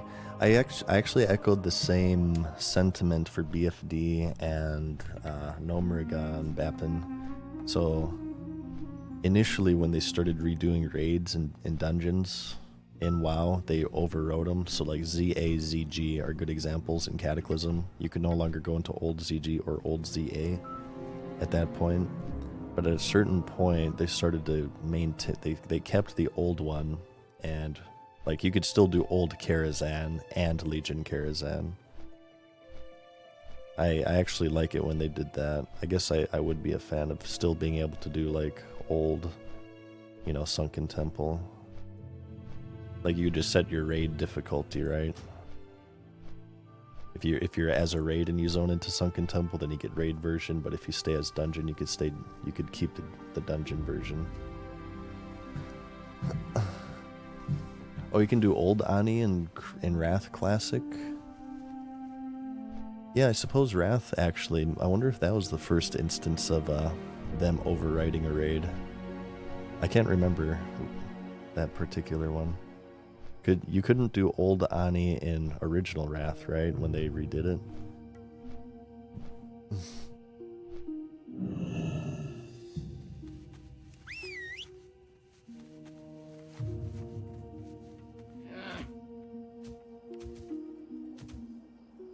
Hey, what's up, Bailey? We're playing SOD. Wonder if they'll update the ST quest. I think they said they would. And they also said that, I thought I remember them saying that the quest rewards for raids in general will be more useful because the Nomuragon ones were kind of poopy. Nobody really used that gear, like, at all. I think people just vendored them for the most part.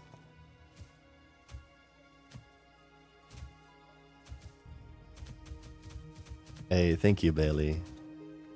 That's very kind of you. Thank you so much.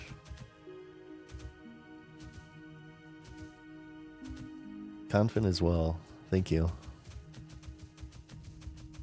You guys are very kind. Thank you guys.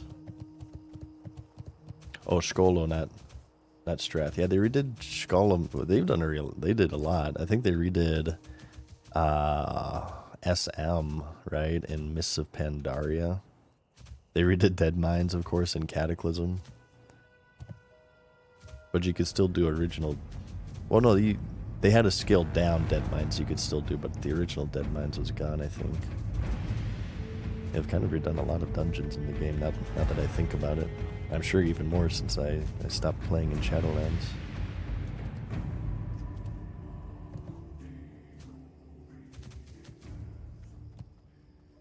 I actually, to say something positive about Cataclysm for a change, I guess I would prefer the old Dead Mines due to nostalgia, but I actually like the Cataclysm Dead Mines and like the gauntlets that you did in them.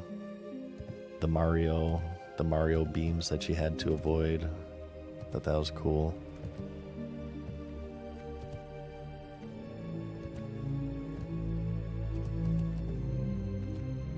Overlook things in terms of ruining WoW, says John.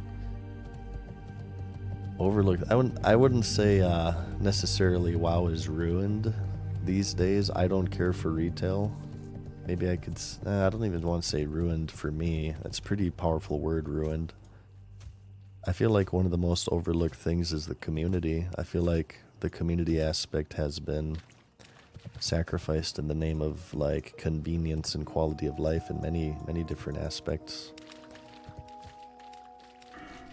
I feel like it's harder to make friends in current WoW, not just due to the changes of the game, but also the evolution of social media outside of the game. And I feel like friends are one of the most effective ways of retaining subscribers. I feel like there's a lot of people playing right now to where if all of their friends would quit, they would quit. If they were forced to find a new guild or something, a new friends group to continue to like raid or whatever, or Mythic Plus. And I feel like something that the game could leverage quite a bit is putting more stuff or putting stuff back in that encourages interaction between the players. Simple stuff like mob tagging sharing.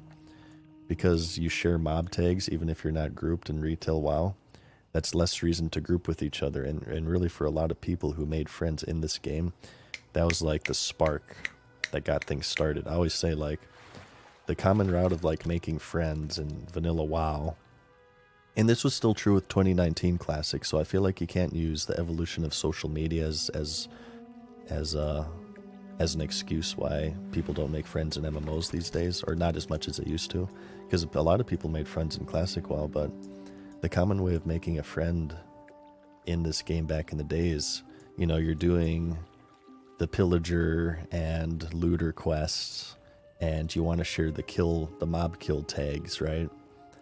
And you group with somebody. Usually what happens for the first quest, you just kind of, thanks for the group, you part ways. But then later on, maybe you see them on the Knuckle Duster quest, and then you group up for that. Maybe the next day you see them in Duskwood, and they're looking for a quest for the bride of the Embalmer.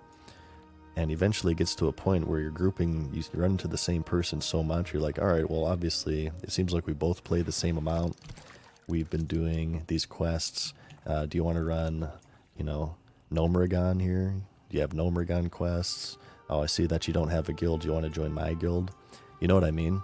But this never happens in retail anymore because I feel like, that spark is gone. There's no longer any reason to group with people because mob taking is such a simple thing, but I feel like it has such huge implications. A lot of the group finding as well, and while it is convenient, and I'm not saying that there's no positive aspects to it, I'm just saying that it does come with negatives such as removing reasons for people to group with each other. And I feel like it's harder to make friends because of that. And because it's harder to make friends, the ability to retain players isn't as strong as it used to be. You could say the same thing with like dungeon finders, raid finders. You used to have to, to raid you had to join a raiding guild. Obviously that's a big way to make friends. But if you can just queue up and, group with random strangers who you'll never see again, and whose interactions consist of solely people asking if you need something when you loot it, because LFR is filled with a bunch of fucking vultures. I stopped looting things in LFR at a certain point. I just left it on the boss, and they send it to you in your mail. It's much less hassle than looting something and then getting flocked with like 15. Do you need that? You need that? Can I get that? You need that?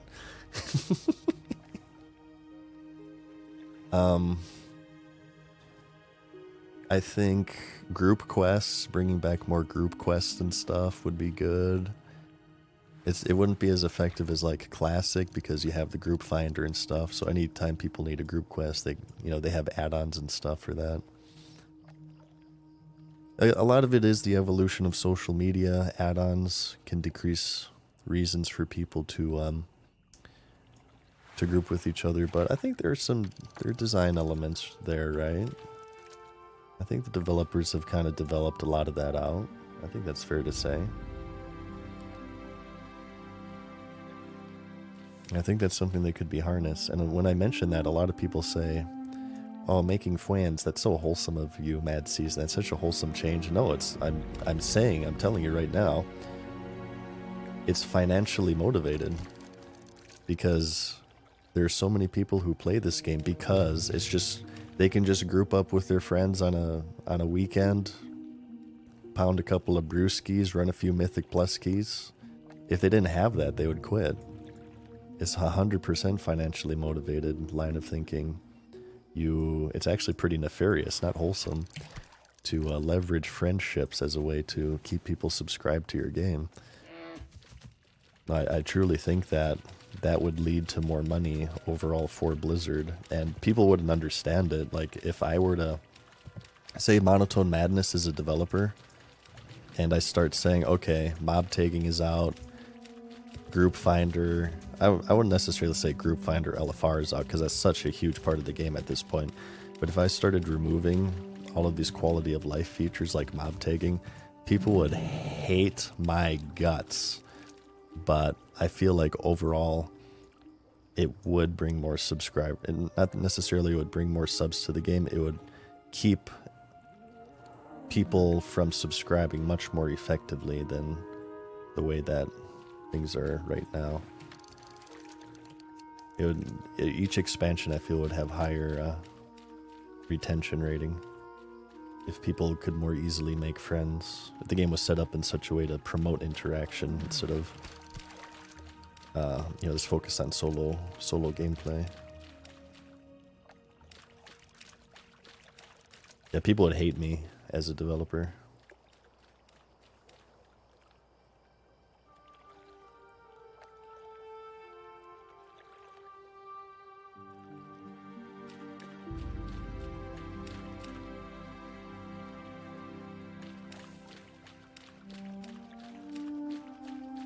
The most overlooked and downplayed. I feel like it is that. I feel like people underestimate that. It honestly could be like an interesting video. The most overlooked / downplayed. It doesn't even have to be negative aspects. It could be positive aspects too. I'm sure there are positive aspects that are overlooked as well that make the game what it is. I guess off the top of my head, that's the most overlooked one.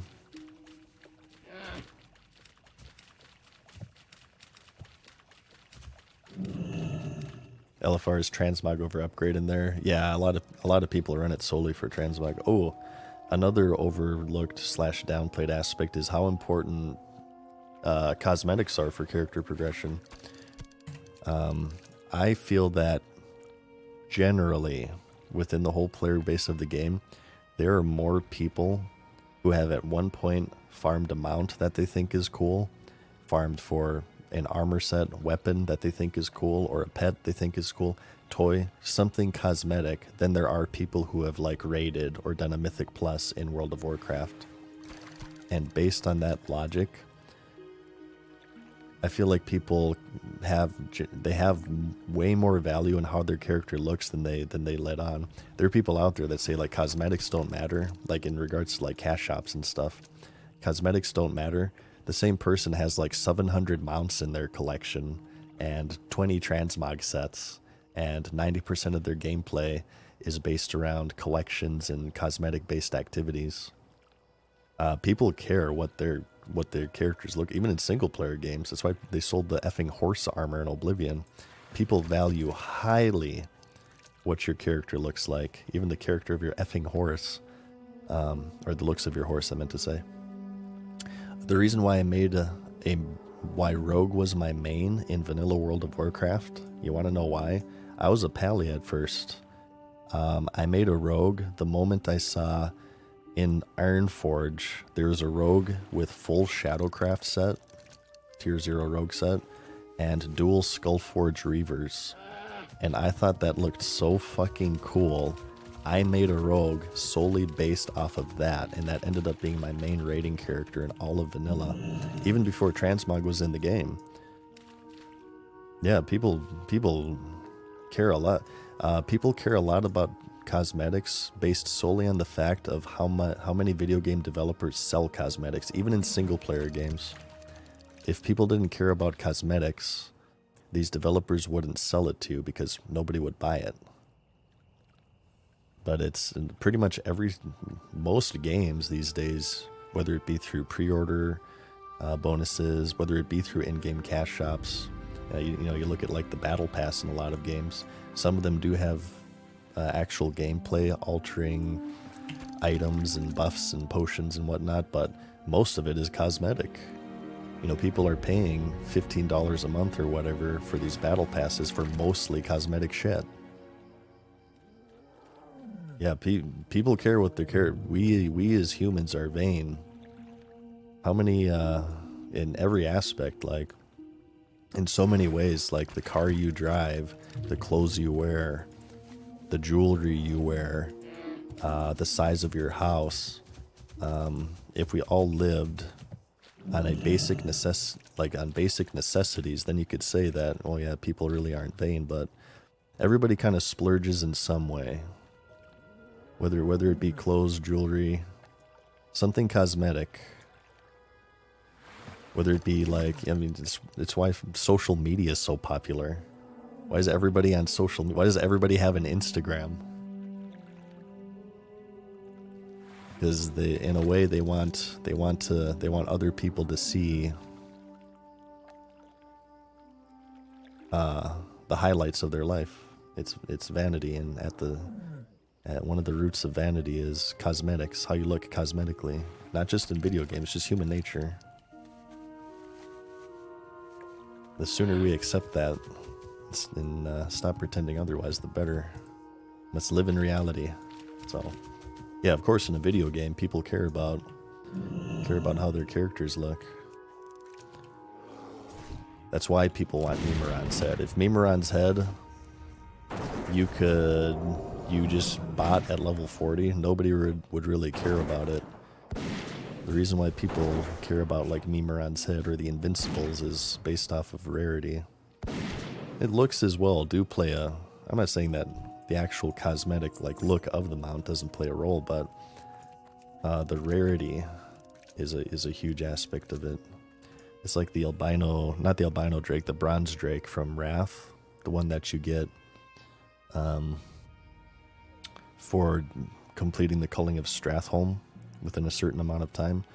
When Wrath first launched, and that was harder to do, that mount had a decent amount of prestige to it.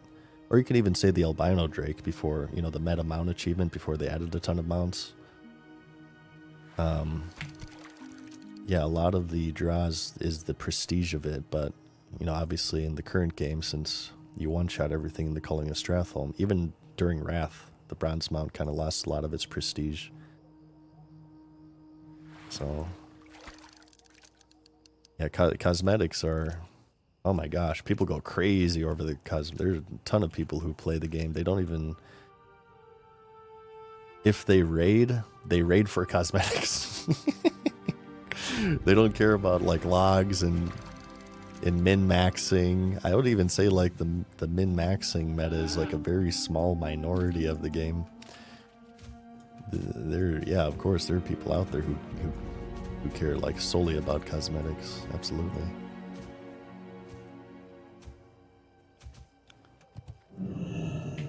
Frickin' Todd Howard in your horse armor, you bastard. So I don't know, I feel like, to me, it's such an obvious thing. If you think about it, I think it's pretty obvious, but I feel like it's so underplayed, and I'm not even saying the WoW community here, but the gaming community as a whole. It's very underplayed, I feel.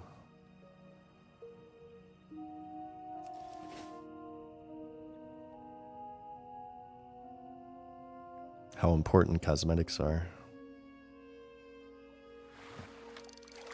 And I'm not saying, damn it, our inventory was full.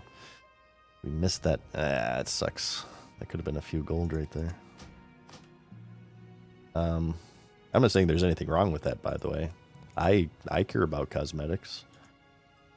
I did a ton of mount hunting in retail and transmog hunting. I think it's cool, but what I'm saying is I recognize how important it is. I don't downplay it. And I think, I don't know, I'm kind of torn because there's kind of like a yin-yang, right? Games have to be profitable. And, you know, you have free-to-play games where their monetization is relied upon the cash shop. But I mean, I feel like it is damaging to a game where the coolest looking armor sets or the coolest looking mounts you have to buy off the cash shop because it removes reasons to like play the game. If the coolest thing is on the cash shop, why can't the cool things be in game? It was like during Shadowlands when, you know, the seasonal Mythic Plus ranking, or no, maybe it was the PvP mounts. I think it was the seasonal PvP mounts for like for like 3 Shadowlands seasons were just reskins of each other, or maybe it was the mythic mounts. I forget. Anyways, they were reskins of each other. Meanwhile, at the same time, they're releasing like these amazing, intricate, completely unique mounts on the cash shop. You know what I mean? That's when I feel like I have a problem with it. If they have equally developed and equally cool looking mounts available in game, yeah, sure, but if you're just doing copy paste and palette swaps between actual in-game achievements like PvP, seasonal rewards, and you're releasing these completely unique mounts on the cash shop, that's when I feel like it starts to get damaging, right? That's when it's too far. Here, let me open these. Oh, good. Everything's full. Beautiful gameplay. Oh, I hate this right now. Okay, this only sells for 2 silver. Mana potion. Get rid of it. No. Oops. Oh, no. Pain. Okay, this hardly sells for anything, so get the Mage Weave. I thought this was going to reduce my inventory space, not create more. Okay, the Jade goes for 8 silver, right? Okay, just delete.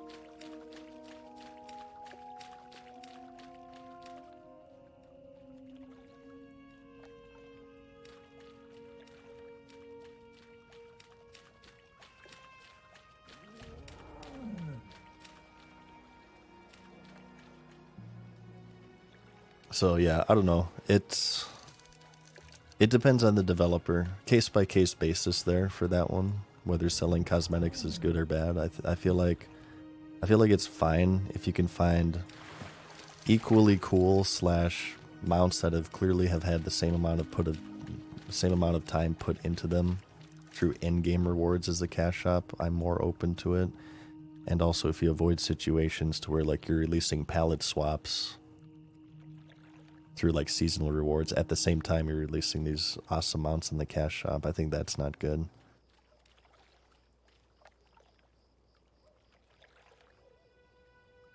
And Prestige as well, yeah. Prestige does play an element M3 for sure.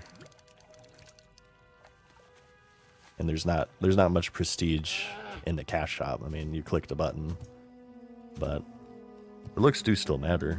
I think it's both combined. The best mount is always going to be the highest, the best if you like assign a point value to prestige and actual looks, the best mount is always going to be the summation of prestige plus looks. You have like some very prestigious mounts that look really stupid, and you have some store mounts that look amazing. Two opposite ends of the spectrum. I would say like maybe a good prestigious mount that looks cool would be like Mimiron's head during the original release of Wrath, right? Or Invincible's reigns during the original release of Wrath. Obviously the looks haven't changed, but the prestige obviously has gone down since you can now solo those raids. And I guess maybe the looks will have gone down comparatively with everything else out, maybe you could say. But then again, there's like a nostalgia element too. The older they are, the kind of cooler they are, in my opinion. If I see somebody in Baron Rivendare's mount, right, it looks very similar to the Undead level 60 mount. And I'm sure now by retail there's probably a lot of clones. But if it actually says Baron Rivendare's reigns, I think that's cool. But that also might be my, my bias towards vanilla speaking too. Me and Nerdin, what's up? Things are going well with me. We're just chilling out here, doing some. I guess we're doing gold farming at this point.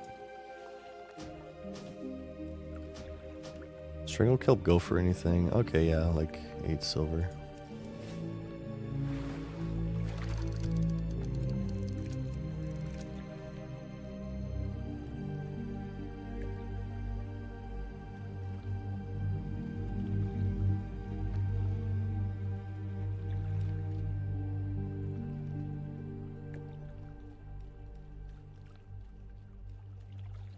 I would say, okay, so in your guys' opinion,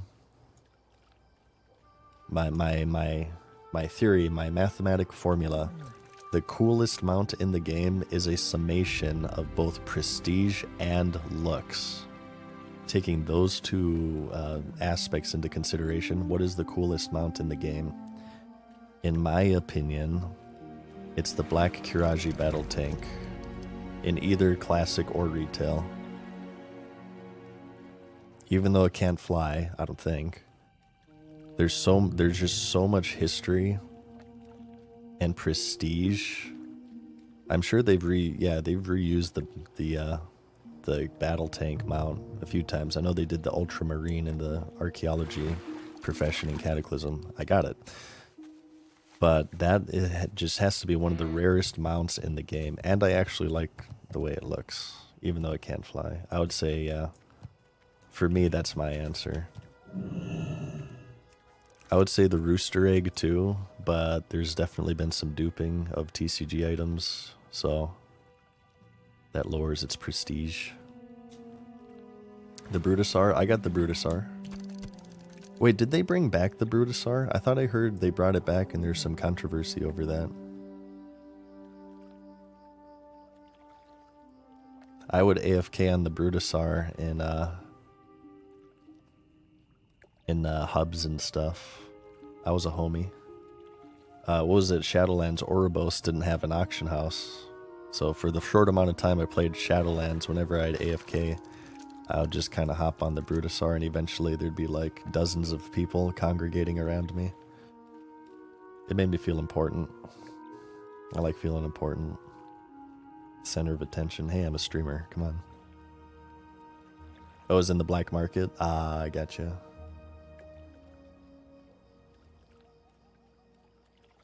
Starts at 5 million. It immediately goes to gold cap. Oh yeah, I bet.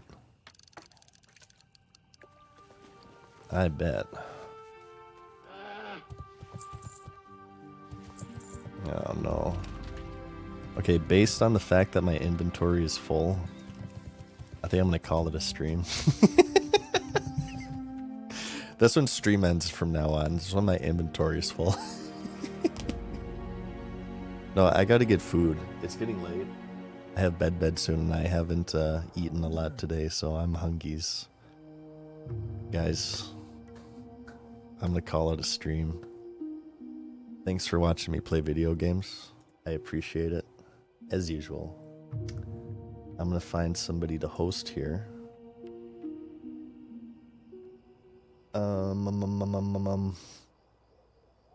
Looks like Bobka's streaming. Let's raid Bobka. It's been a while since we raided Bobka, I feel. I think I'll be back streaming tomorrow. Probably around the same bat time, the same bat channel. Thanks for hanging out with me here today.